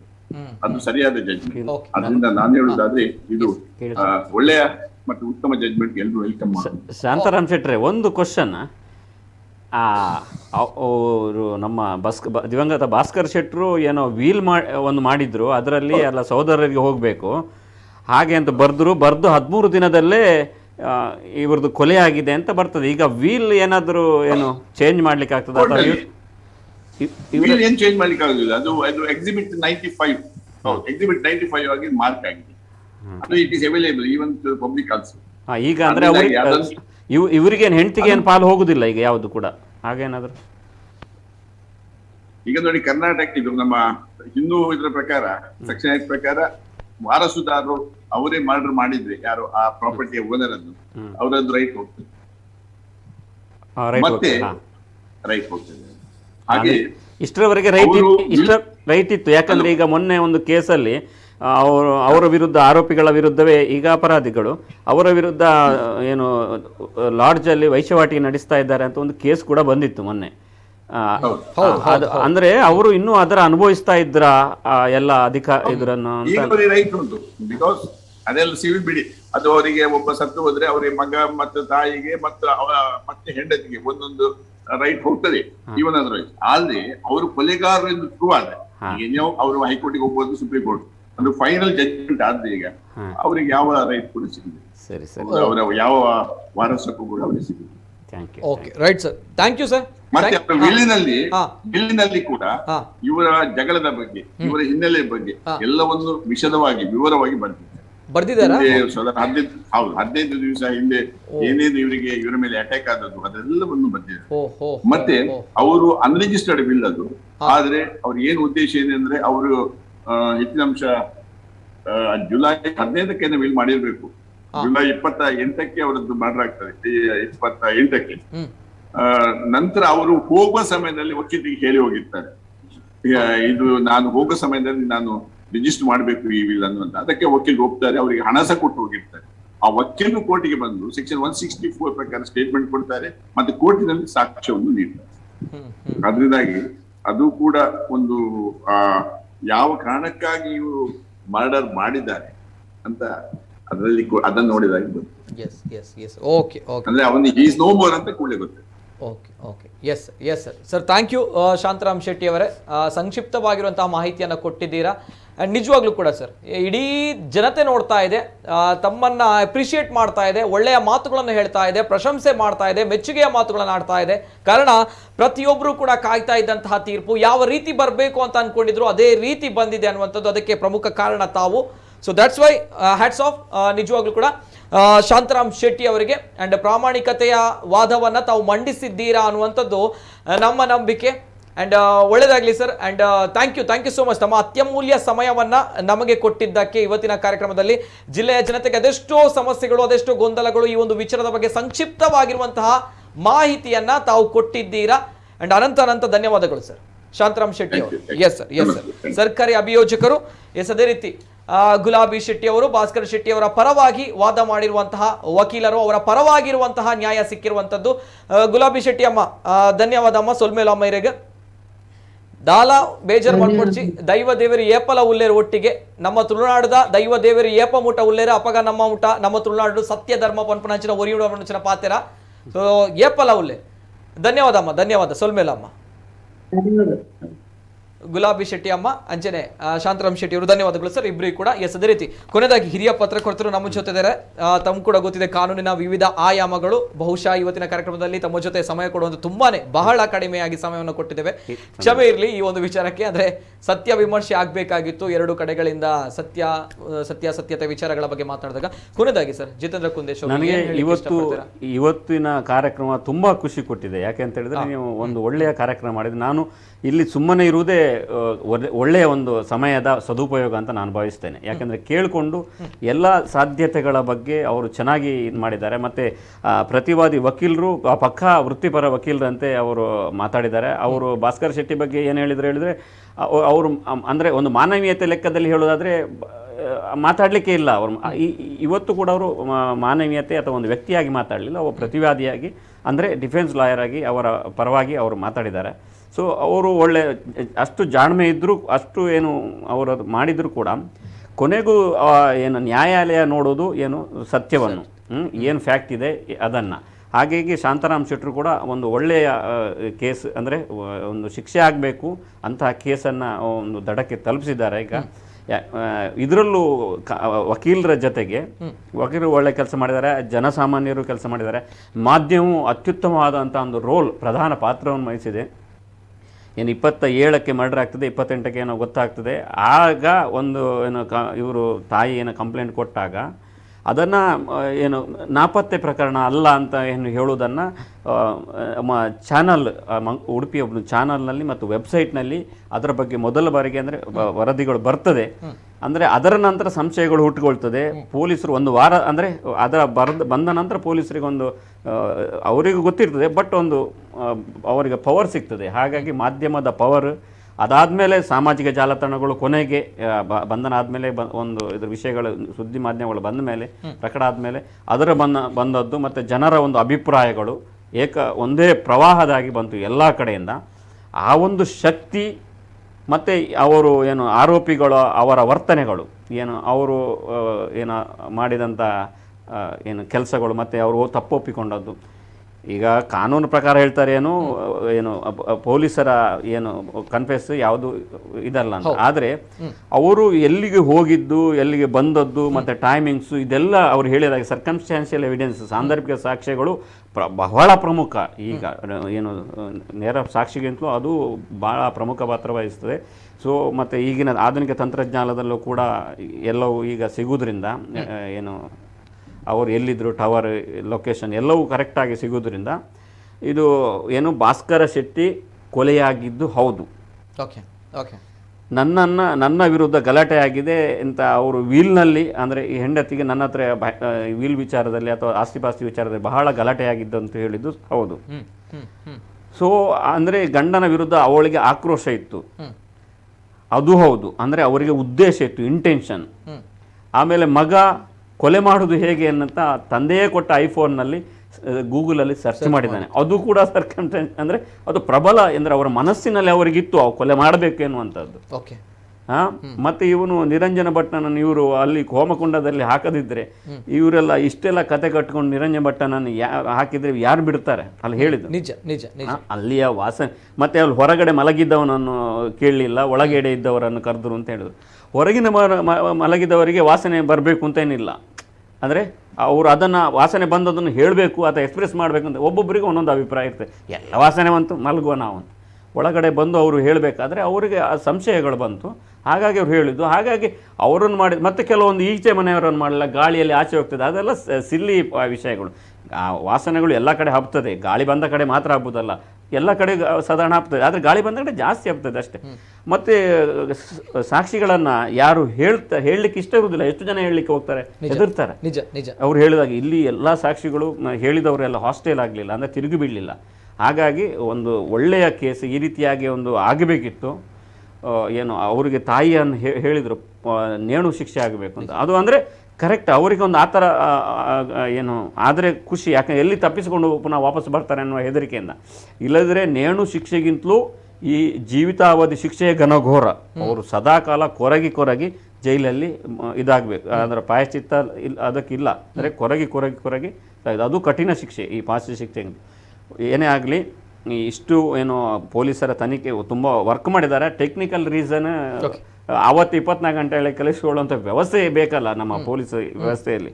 ಒಂದು 2-3 ದಿನ ಆಗ್ತದೆ, ಮತ್ತು FSL ಬರೋದು ತಿಂಗಳುಗಟ್ಟಲೆ ಬರ್ತದೆ. ಮತ್ತು ಬೆರಳಚ್ಚು ತಜ್ಞರು ಆ ವ್ಯಾಪ್ತಿಯಲ್ಲಿ ಪೊಲೀಸ್ ಇಲಾಖೆಯಲ್ಲಿ ತಕ್ಷಣ ಬರಲಿಲ್ಲ ಅಥವಾ ಏನೋ ಆದರೂ ಕೂಡ ಸಂಗ್ರಹಿಸಿ ಇದು ತಗೊಂಡು ಬಂದದ್ದು ಇರ್ತಾರೆ. ಟೆಕ್ನಿಕಲ್ ಸಣ್ಣ ಪುಟ್ಟ ಲೂಪ್ ಹೋಲ್ಗಳು ಎಲ್ಲ ಇರ್ತದೆ. ಅದನ್ನು ಚಂದ ಮಾಡಿ ವಾದ ಮಾಡುವಾಗ ಒಳ್ಳೆ ವಾದ ಮಾಡ್ತಾನೆ ಅಂತ ಆಗ್ತದೆ. ಮತ್ತು ಅವರು ಕೆಲಸ ಕೂಡ ಅದಕ್ಕೆ ಹಣ ತಗೊಳ್ತಾರೆ. ಹಾಗಾಗಿ ಆದರೂ ಕೂಡ ಇದೆಲ್ಲ ನೋಡುವಾಗ ಒಂದು ಒಳ್ಳೆಯ ಕೆಲಸ, ಒಂದು ನ್ಯಾಯಾಂಗದ ಮೇಲೆ ನಮಗೆ ತುಂಬ ಭರವಸೆ ಇದೆ. ಆದರೆ ಏನು ವೀಲ್ನಲ್ಲಿ ಬರೆದದ್ದು ಅವರು ಒಪ್ಪಿದ್ದು ಏನು ಆಗಿದೆ, ಗಲಾಟೆ ಆಗಿದ್ದರಿಂದ ಬರೆದದ್ದು. ಬಟ್ ಗಣಪತಿ ಕೇಸಲ್ಲಿ ಅವ ಓಪನ್ ಆಗಿ, ಇನ್ಸ್ಪೆಕ್ಟರ್ ಗಣಪತಿ ಕೇಸಲ್ಲಿ ಓಪನ್ ಆಗಿ ಹೇಳಿದ್ರು ಕೂಡ ಶಿಕ್ಷೆ ಆಗ್ಲಿಲ್ಲ. ಅದಂದ್ರೆ ಎಲ್ಲದಕ್ಕೂ ಆಗ್ತದೆ. ಬಟ್ ಈ ಕೇಸ್ನಲ್ಲಿ ಆಗಿದೆ, ಸಂತೋಷ ಪಡ್ಬೇಕು ನಾವು. ಒಂದು ಅವ್ರು ನಿಜ ಬರ್ದದ್ದನ್ನ ಒಪ್ಪಿ ಅದು ಕೂಡ ಒಂದು ಕೋರ್ಟ್ ಮಾನ್ಯ ಮಾಡಿದೆ. ಅಂದ್ರೆ ಹಾಗಾಗಿ ಯಾರಿಗೂ ಸಂಶಯ ಇಲ್ಲ ನಮಗೆ. ಟೆಕ್ನಿಕಲ್ ಲೂಪ್ ಹೋಲ್ಗಳು 1000 ಹೇಳ್ಬೋದು ನಾವು, ಆದರೆ ನಮಗೆ ಯಾವ ಸಂಶಯ ಇಲ್ಲ. ಕೊಲೆ ಮಾಡಿದವರಿಗೆ, ಅಪರಾಧಿಗಳಿಗೆ ಶಿಕ್ಷೆಯಾಗಿದೆ. ಆದರೆ ಅದರಲ್ಲಿ ಏನು ಶ್ರೀನಿವಾಸ ಭಟ್ರು ಅವರಿಗೆ ಅವರು ಏನು ಅಲ್ಲಿ ಮಗ ಎಂಬ ಕಾರಣಕ್ಕಾಗಿ ಪಾಪ ಅವರು ಸಿಕ್ಕಿಬಿದ್ದಿದ್ದಾರೆ. ಅಥವಾ ಚಾಲಕನಿಗೆ ಅವ್ರು ಹೇಳಿದರು, ಅವನು ಕರ್ಕೊಂಡು ಏನು ಕೆಲಸ ಆಸ್ತಿ ವಿಸರ್ಜನೆ ಮಾಡೋದು ಬ್ರಾಹ್ಮಣರದ್ದು ತುಂಬ ಕೆಲಸ ಇರ್ತದೆ, ಅವನಿಗೆ ಗೊತ್ತಿರಬೇಕಂತೇನಿಲ್ಲ. ಬಟ್ ಅದೇ ಹಾಗಾಗಿ ಖುಲಾಸೆ ಕೂಡ ಆಗಿದ್ದಾರೆ. ಹಾಗಾಗಿ ಇದು ಕೇಸು ಯಾರಿಗೂ ಅನ್ಯಾಯ ಆಗಲಿಲ್ಲ, ಎಲ್ರಿಗೂ ಸದ್ಯಕ್ಕೆ ನ್ಯಾಯ ಸಿಕ್ಕಿದೆ. ಇದು ಸಮಾಜಕ್ಕೆ ಒಂದು ಒಳ್ಳೆಯ ಸಂದೇಶ. ಏನು ಕೆಟ್ಟ ಕೆಲಸ ಮಾಡ್ತಾರೆ, ಯಾರನ್ನು ನಂಬ್ತಾರೆ ಸಮಾಜದಲ್ಲಿ, ಹೆಂಡತಿ ಸಪ್ತಪದಿ ಒಟ್ಟಿಗೆ ಬಂದ ಹೆಂಡತಿ ಜೀವನ ಪರ್ಯಂತ ಒಟ್ಟಿಗೆ ಇರ್ತಾರೆ, ಅಂಥವಳೆ ಜೀವನ ತೆಗಿತಾರೆ. ಮಗ ತಂದೆಗೆ ಏನು ಸತ್ತ ಮೇಲೆ ಪಿಂಡ ಪ್ರದಾನ ಮಾಡಬೇಕು, ಇವನು ಕೊಂದು ಅಂತ್ಯ ಸಂಸ್ಕಾರ ಮಾಡ್ತಾನೆ. ಮತ್ತು ಒಬ್ಬ ಅದೇ ಪುರೋಹಿತ ಏನು ಇವರು ಶ್ರೇಯೋಭಿವೃದ್ಧಿಯನ್ನು ಬಯಸಬೇಕು, ಇವರೆಲ್ಲ ಕುಟುಂಬದ ಪುರೋಹಿತ ಅಥವಾ ಸಮಾಜದ ಮಾಡಿದ ಏನು ಈ ಸಂಬಂಧಗಳಿಗೆ ಮಾಡಿದ ಅನ್ಯಾಯ, ಘನಘೋರ ಅನ್ಯಾಯ ಸಮಾಜದಲ್ಲಿ ಸ್ಪಷ್ಟ ಸಂದೇಶ ಸಿಕ್ಕಿದೆ ಈ ತೀರ್ಪಿನಿಂದ. ಹಾಗಾಗಿ ಎಲ್ಲ ಸಹಕರಿಸಿದ್ದಾರೆ, ಎಲ್ಲ ಮಾಧ್ಯಮ, ಕೋರ್ಟು, ಇವರಿಗೆಲ್ಲ ಮತ್ತು ಜನಸಾಮಾನ್ಯರು ಕೂಡ ಇದಕ್ಕೆ ಸಪೋರ್ಟ್ ಮಾಡಿದ್ದಾರೆ. ಅವರಿಗೆಲ್ಲರಿಗೂ ಶಿಕ್ಷೆ ಆಗಲಿಂದ ಪ್ರಾರ್ಥನೆ ಮಾಡಿದ್ದಾರೆ.